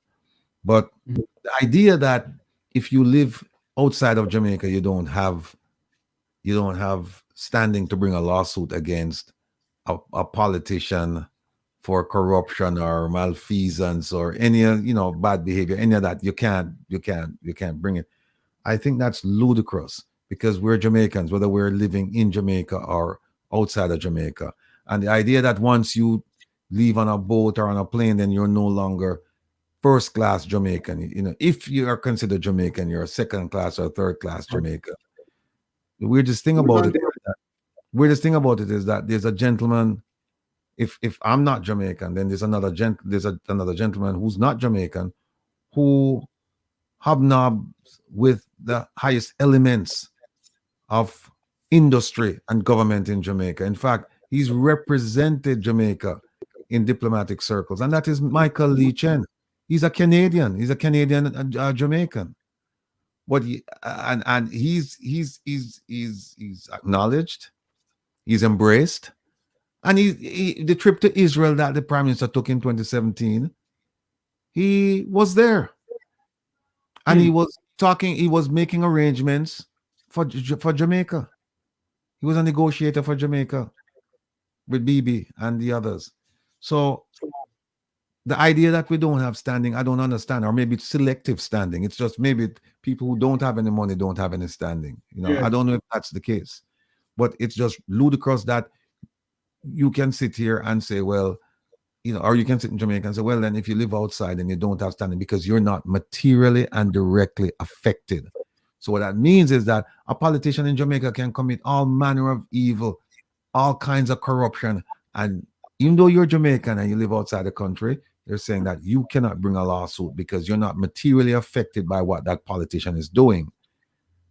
And you're not directly affected. And that's nonsense, because you know why? Corruption is everyone's business.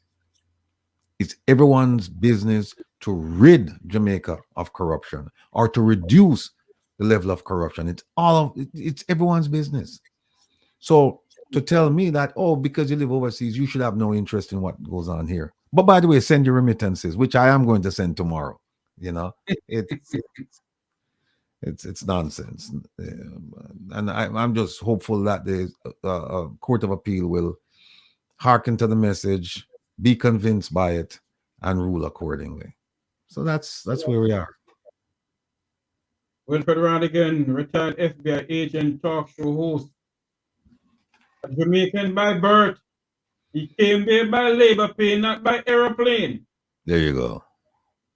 Before you go, sir, your final word to your Jamaican people in 5 minutes or 2 minutes. The Jamaican people, we are resilient by nature. We stand up for our rights. We fight when necessary. We reason when necessary. But we never, ever cave in to pressure. That's my stock. That's where I came from. And so what I'm doing it out of passion and love. I'm not doing it for money. I'm not doing it for position. I'm not doing it for privilege or power. I'm perfectly happy where I am in life. I'm perfectly happy at what I'm doing. And what I'm doing is I'm trying to make my Jamaican people informed voters. I'm trying to get them to move away from being legacy voters. Don't vote for a person because your family 3-4 generations ago they voted for this particular party, and so it doesn't matter who the person is, as long as the person is a member of that party, you're going to vote for that person. I'm not here to convince you to change your loyalty to a party. All I'm trying to convince you to do is to become a mature voter, where you can still remain a JLP or a PNP. You can still subscribe to the philosophy of those parties. And by the way, on paper, they're both good, right? And then you can vote against somebody of your party who's your MP who's not doing the job. That's political maturity, because what you're going to vote is you're going to vote your interest. Don't vote the party's interest, because when you actually, if you think about it, you're voting for an individual, right? One person. But vote for that person who is making a difference in your life, a positive difference, somebody who's addressing your kitchen table needs and hopes and aspirations and desires. Those for your family, you yourself, your family, and your community. So if you're not getting good service delivery for health, education, infrastructure, safety and security, and the others, then be a mature voter and vote for somebody else. That's all I'm saying. I don't support one party over the other. My job is just to make sure that you are taken care of. And when you realize how much power you have, that's when the politicians will start acting in your interest. Because right now they're acting in their best interest. Because most of them, and I can tell you, with this big fat raise that they got, most of them were working part-time anyway. Part-time. They don't go to parliament every day and sit there for 8-10 hours, struggling with the issues that are affecting you and trying to come up with solutions. They don't. It's part-time work. Most of them have businesses on the side. I know they have this big fat raise, and I guarantee you that they're still doing the same amount of work. They're not working 8 hours a day, 5 days a week, or even longer, trying to come up with solutions to your problems. No. So it's time for you to understand that the only way you're going to get things done, you have to go back to who you are, go back to your stock, go back to never giving up, go back to speaking out against injustice, standing up for what's right, and making sure that the politicians do what you elected them to do, and that is to provide service delivery. Thank you. And by the way, support the One Jamaica Legal Defense Foundation, because along with your efforts in terms of getting people to do what they're supposed to do, we're going to ensure that lawsuits, public relations, background investigation. Thank you. Thank you very much. Wilfred Rattigan, retired FBI agent, talk show host, a son of the soil, hail from Waterhouse community that he still loves and respects and still help in any way he can. This is where I say so long from here for tonight. On behalf of my producer, Owen Brown, and all the other rest of people who assist me here tonight, thanks to my wife who allowed me to continue chatting, because she said I chat too much. But anyway, she allowed me. Mr. Rattigan, thank you for coming on again, sir. Yes, sir. Big up yourself. Talk soon. All right. Okay.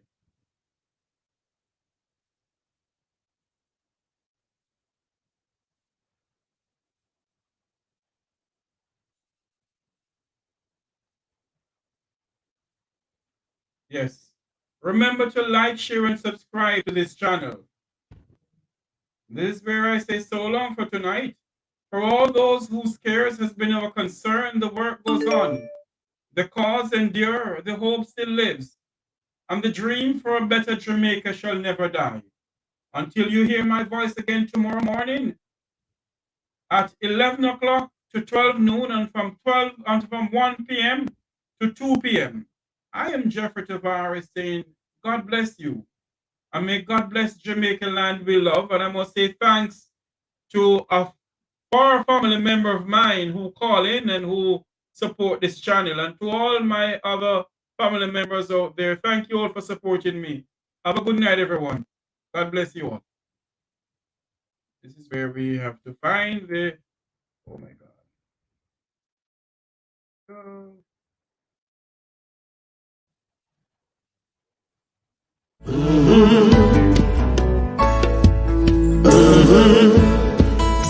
When the game gets rough and this life just seems so tough, make we talk, my people, make we talk.